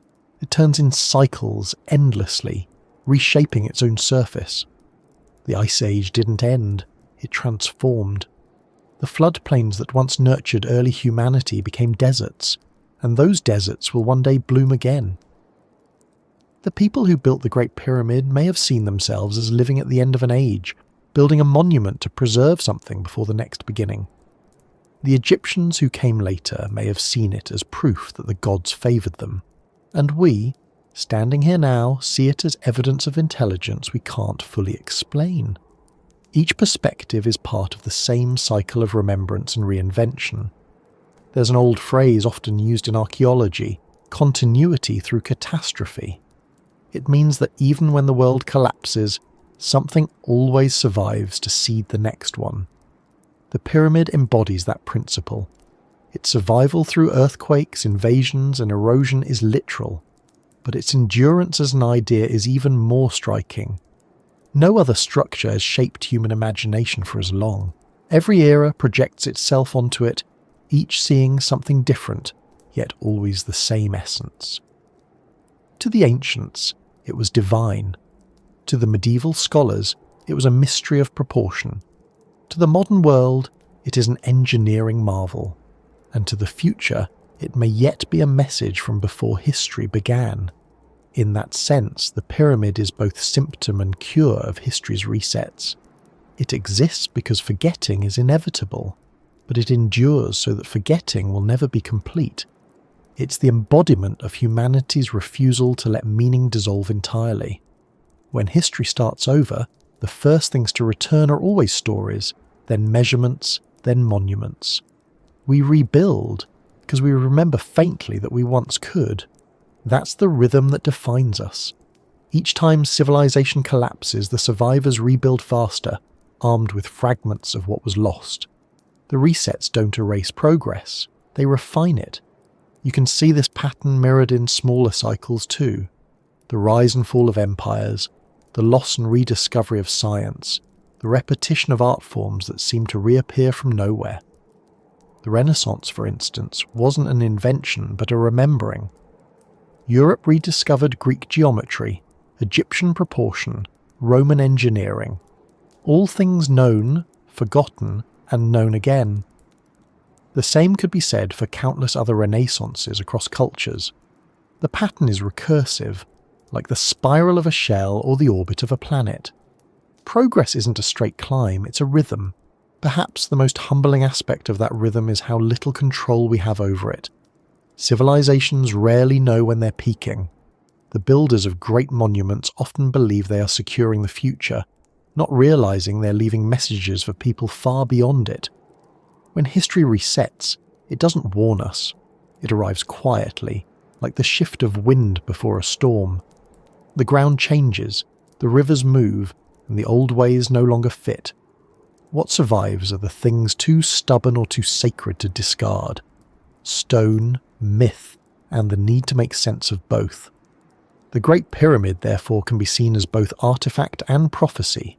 It tells us that what was known once will be known again, and that what we call lost may simply be waiting.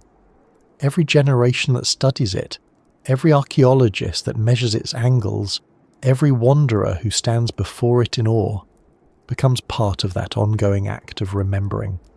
The reset doesn't erase meaning, it invites rediscovery. Each age must find its own language for the same truths. The form changes, the essence endures. Standing before the pyramid at dawn, as the first light touches its worn limestone edges, you can almost feel that continuity moving through time like a current. The structure isn't just old, it's timeless. It carries the weight of all the ages that have touched it, and all the ones that will. The wind that brushes against it now is the same wind that once filled the sails of boats along the ancient Nile, that once carried dust from vanished worlds across continents.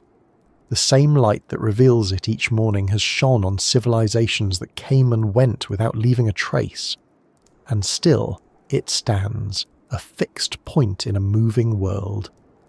When history resets itself, the new world always begins in the ruins of the old. Sometimes literally, sometimes symbolically. The builders of the next era don't start from nothing. They start from memory, even if they don't recognize it as such. They inherit stories, symbols, proportions, instincts. And from those fragments, they create something that feels new, though it's as old as thought itself. The Great Pyramid is the clearest evidence of that process. It isn't the beginning or the end of civilization, it's the hinge between them. And perhaps that's why it continues to affect us so deeply. It doesn't belong entirely to the past or the present.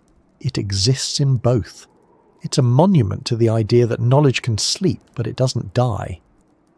When history resets itself, the same questions always return. Who are we? Where did we come from? What endures? The answers may shift, but the asking never does. And in that endless asking, in that patient continuity of wonder, humanity keeps finding its way back to itself. And so, as the desert wind rises again, as it has countless times before, sweeping fine grains of sand against the ancient stone, the cycle continues. The pyramid waits, as it always has, as it always will. Through every forgetting and remembering, through every fall and ascent, through every reset of history's long recurring dream. There's a moment when the sun rises over the Giza plateau and the Great Pyramid catches the light in a way that makes it seem alive. The edges sharpen, the shadows slide along its faces with impossible precision. For a few minutes the monument glows as if it remembers what it was built for. People have stood there for thousands of years watching that same light. Farmers, pharaohs, travellers, archaeologists. Each of them saw the same geometry and felt something familiar, something that speaks to the core of what it means to be human. Because the pyramid, for all its mystery and weight, is not only about the past, it's about the human dream of permanence, of purpose, of reaching upward towards something we can never quite touch. To dream, for humans, is to build. The impulse is the same. We imagine a world and then we shape it until it exists outside of us. The Great Pyramid is the purest form of that impulse. It's a dream given mass, an idea turned into stone. It embodies the moment when thought outlived flesh. The people who conceived it may have believed they were building for gods, or for eternity, or for both. But beneath those beliefs was something simpler. The desire to leave behind proof that we were here, that we understood something, that we could make order from chaos. That desire is as old as the species itself, and as enduring as the stones that carried it. The pyramid takes that dream and magnifies it to its extreme. It's both humble and audacious. It's humble because it obeys nature's laws perfectly. Gravity, geometry, alignment. It doesn't fight the earth, it flows with it. Yet it's audacious because it tries to defy time, to resist the very decay that defines everything else. Most of what humans build eventually collapses. Wood rots, metal rusts, cities crumble, but the pyramid still stands, weathered but intact, the oldest of the 7 wonders and the only one that remains. It's as if the human dream itself found a way to survive every fall, every reset, every forgetting. When you look at it long enough, the shape begins to reveal something almost psychological. The base, vast and steady, represents everything we know. The earth, the body, the tangible. The apex points toward what we don't know, the sky, the mind, the infinite. Every stone between those two extremes is a step of ascent, a translation from matter to meaning. The dream that built the pyramid wasn't just about structure, it was about transcendence. To build something so enduring was to say that consciousness could be preserved in form, that ideas could be made eternal if you gave them the right shape. That idea has followed us ever since. Every monument, every cathedral, every spacecraft launched into the void is an echo of it. The materials change, but the dream doesn't. We're still building pyramids, just in different forms. We build data pyramids, digital archives, vast networks meant to outlast us. We construct systems of knowledge, libraries of code, artificial intelligences designed to remember what we can't. All of it is driven by the same quiet wish, that something of us will remain when the next reset comes. It's tempting to think of the pyramid as the pinnacle of human achievement, but perhaps it's better understood as a reflection of human longing. It wasn't built out of necessity. It wasn't shelter or defense. It was built because people wanted to touch eternity. They wanted to stand at the intersection of heaven and earth and know that they'd bridged it, even for a moment. The dream behind it isn't about conquest or ego. It's about connection. It's about the realization that existence feels incomplete without continuity, that we're always trying to link the temporary to the infinite. That's why the pyramid feels both alien and familiar. It embodies a state of mind we all recognize but rarely sustain. A calm certainty that the world makes sense, that everything has order if we align ourselves with it correctly. To stand before it is to feel that order physically, to sense the harmony between structure and universe. The lines meet exactly where they should. The weight rests where it must. The angles point to the same stars that have watched us since before history. It's not just architecture, it's meditation made solid. Ancient texts describe the pyramids as machines of ascension, not in the mechanical sense, but in the spiritual one. They were designed to lift the soul from the mortal to the eternal, guiding it through levels of understanding symbolized by the layers of stone. Whether that belief originated with the Egyptians or was inherited from an even earlier culture, the principle is the same. The pyramid transforms the act of building into a metaphor for consciousness itself. Each level rises above the last, smaller, more refined, closer to the light. To reach the top is to reach understanding, and yet, even as we read those metaphors, we can't help but feel that they describe something literal as well. The human brain, the structure of our societies, even our hierarchies of thought, all mirror the same pyramidic pattern. We build from the ground up, stacking knowledge upon experience until we reach insight. The pyramid is not just a monument, it's a model of how humans think. Every generation builds upon the last, adding layers, refining angles, striving toward clarity. The dream of perfection never disappears, it simply changes shape. What makes the Great Pyramid so haunting is that it succeeded. It achieved the impossible. It turned an idea into something time could not erase. The builders didn't just imagine eternity, they engineered it. And in doing so, they left us a question. Why does this structure feel so much like us? Why does it seem to understand our need for meaning better than most of our own creations do? The answer may lie in the fact that it was built with awareness of limitation. The pyramid doesn't defy time by ignoring it. It defies time by cooperating with it. Its proportions channel wind and sunlight in ways that slow decay. Its mass anchors it so deeply that earthquakes ripple around it rather than through it. It's not immortal. It's adaptable. That's the secret of all lasting things. Perhaps that's the real lesson the pyramid carries through ages. The human dream isn't to conquer nature, but to live in rhythm with it so perfectly that the two become indistinguishable. The builders didn't impose their will on the world, they collaborated with it. They listened to the landscape, to the materials, to the stars.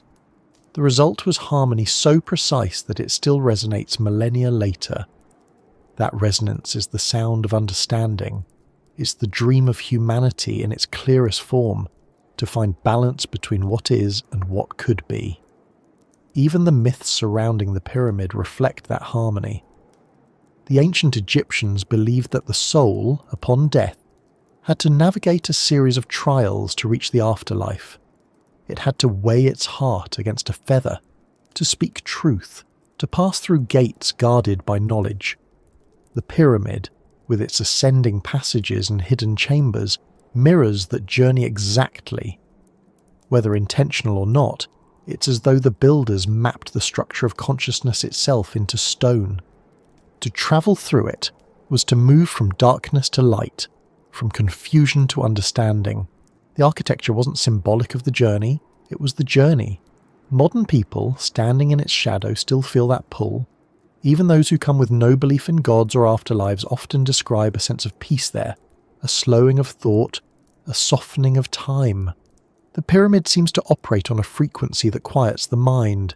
Maybe it's the geometry, maybe it's the vastness, maybe it's just the accumulated presence of thousands of years of human attention focused on one object. Whatever the cause, it reminds us of something easily forgotten in modern life, that to dream well, we must first be still. In that stillness, the pyramid feels almost like a heart. Its mass is not oppressive but steady, like a pulse beneath the desert. You can stand there in silence and feel the air move against the surface, the temperature shift with the light, the faint vibration of the ground as wind crosses the plateau.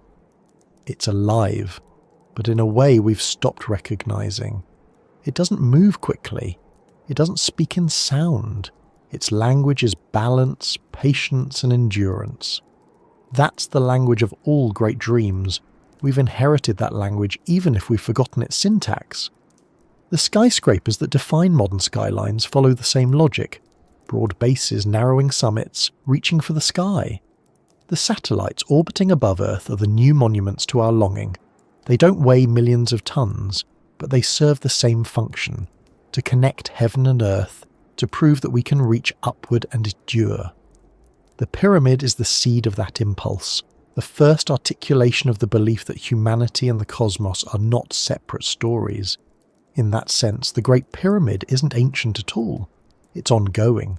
It's the constant presence of our oldest aspiration to create something that can outlive us, something that speaks for us when we're gone.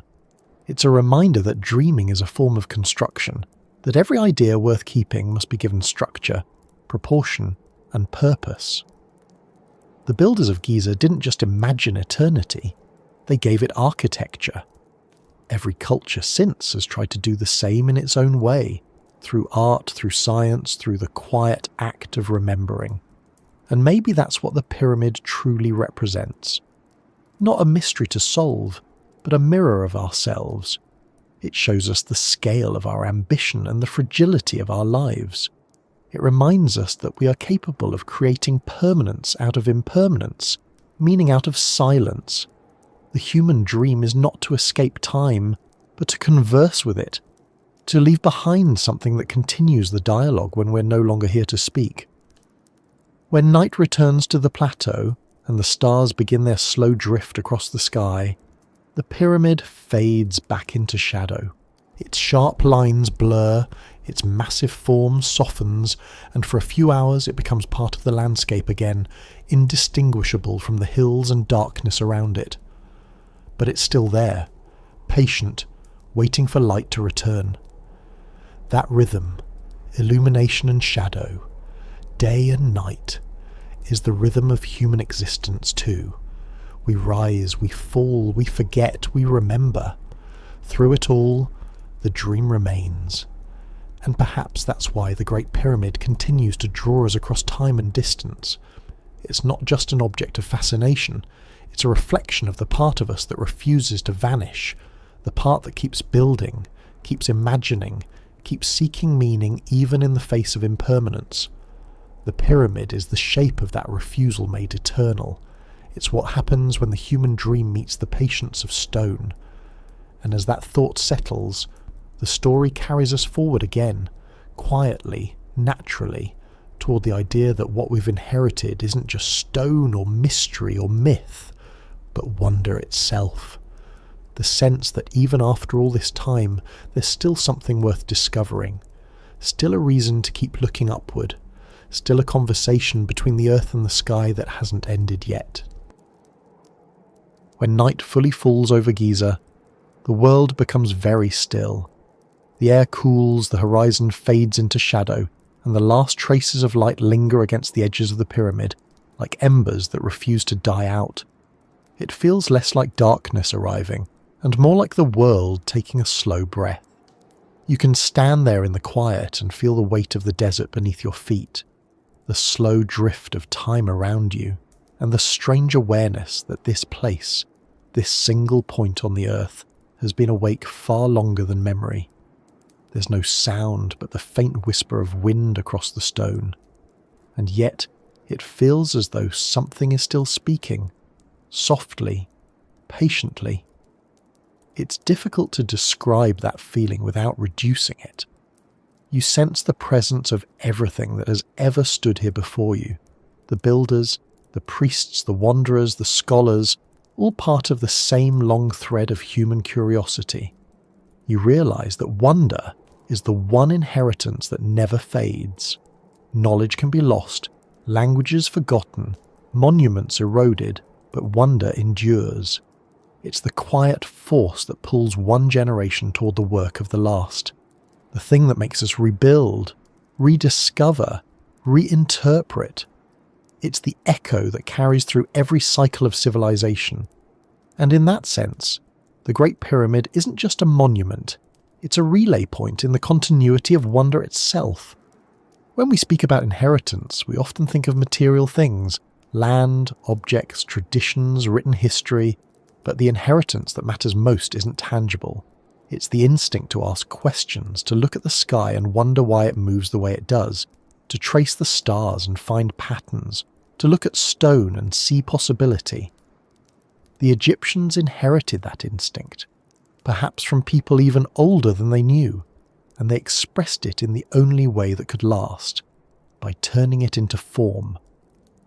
Every cut of the stone, every calculation of the angle, every alignment to the stars was an act of reverence for the questions that define being human.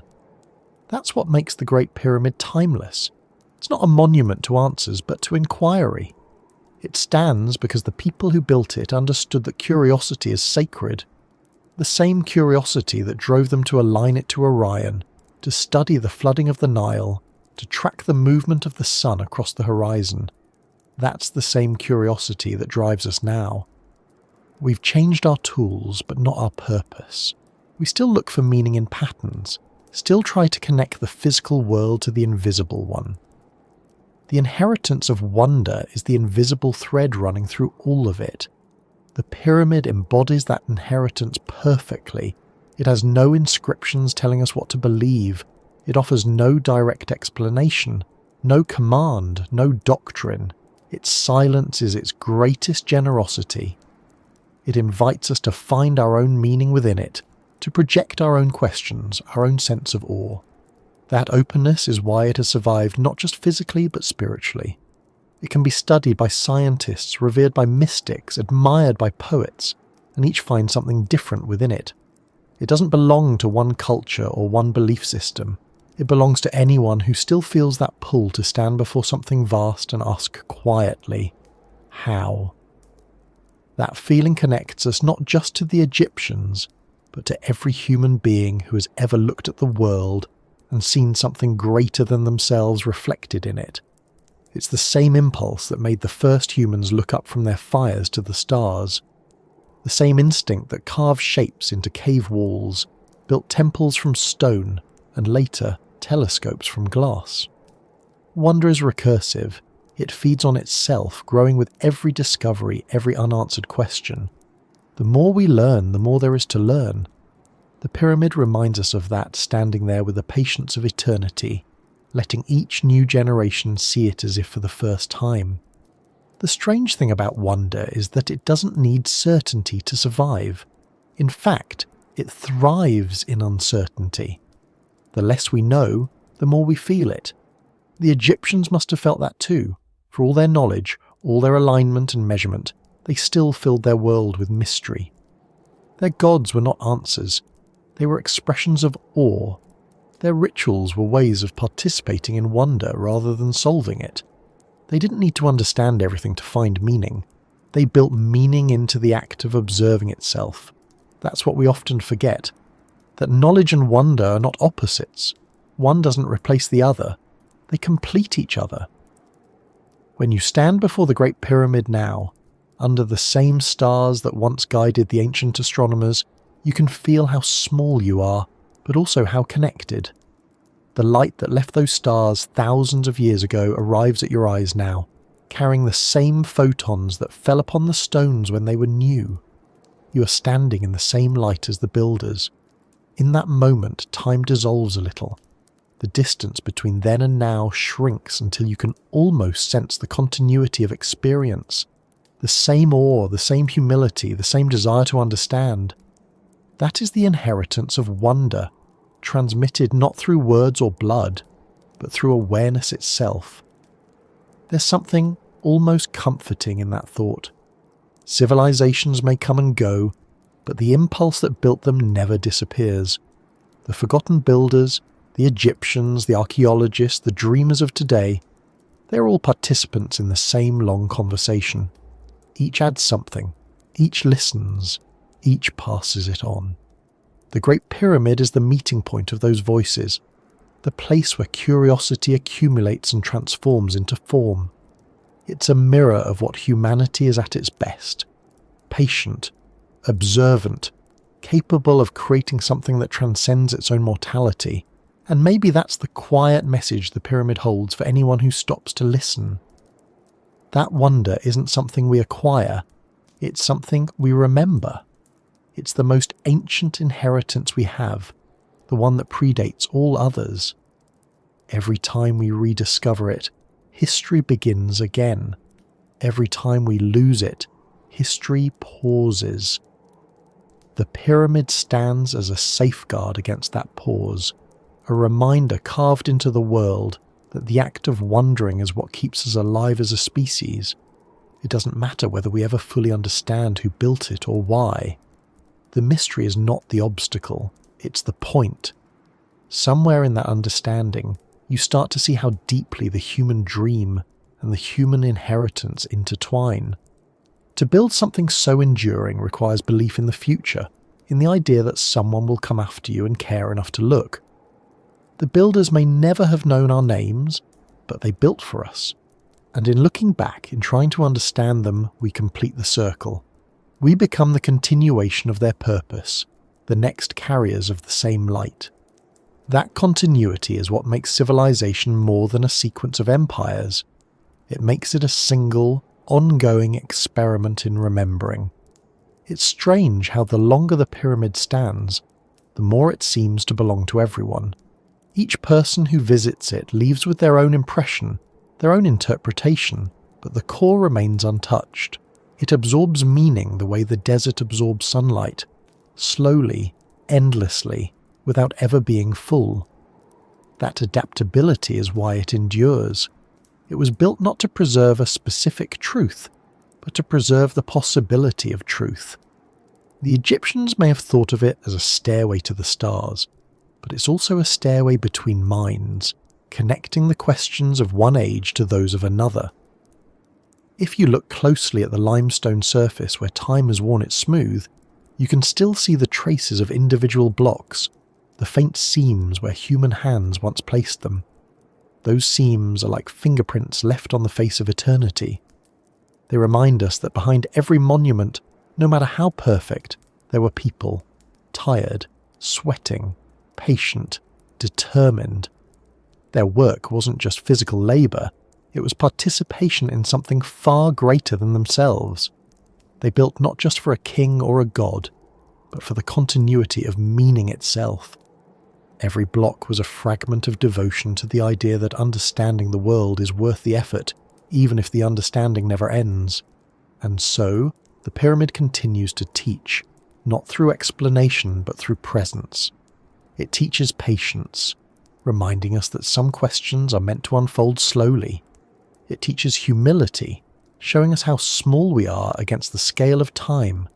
It teaches continuity, proving that ideas can survive even when everything else disappears. But most of all, it teaches wonder, the quiet, endless kind that doesn't demand an answer, only attention. If you listen closely in that desert stillness, you can almost hear that lesson taking shape in your own thoughts. It isn't loud, it isn't dramatic, it's gentle, like a breath. It's the same lesson the wind has been whispering against the stone for millennia, the same lesson the stars have been repeating as they trace their slow paths overhead, that to be human is to look, to ask, to build, to leave behind not just structures, but a sense of connection, that our inheritance is not the monuments themselves, but the wonder that made them possible. And maybe that's what the forgotten builders wanted us to feel. Not awe for their power, but recognition of their intention. Maybe they built not to impress, but to communicate. Maybe the pyramid is not a message from the past, but a reminder from humanity to itself, to never stop being curious, to never stop listening to the quiet language of the world. Because the moment we stop wondering, the moment we believe we already know, is the moment the cycle of renewal pauses. When dawn finally approaches again, the desert glows faintly with returning light. The air cools even more, the horizon blushes, and the edges of the pyramid reappear as if it's waking from a long, slow dream.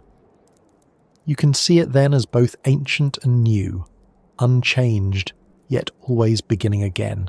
The world spins, history resets, civilizations rise, fall, and rise once more. But the inheritance of wonder continues, unbroken. And as the first light of morning touches the summit, you realize that maybe this is what the pyramid was always meant to show, that everything we build, everything we dream, everything we reach for is part of one continuous act of remembering. The stone endures, the questions endure, and through them, so do we.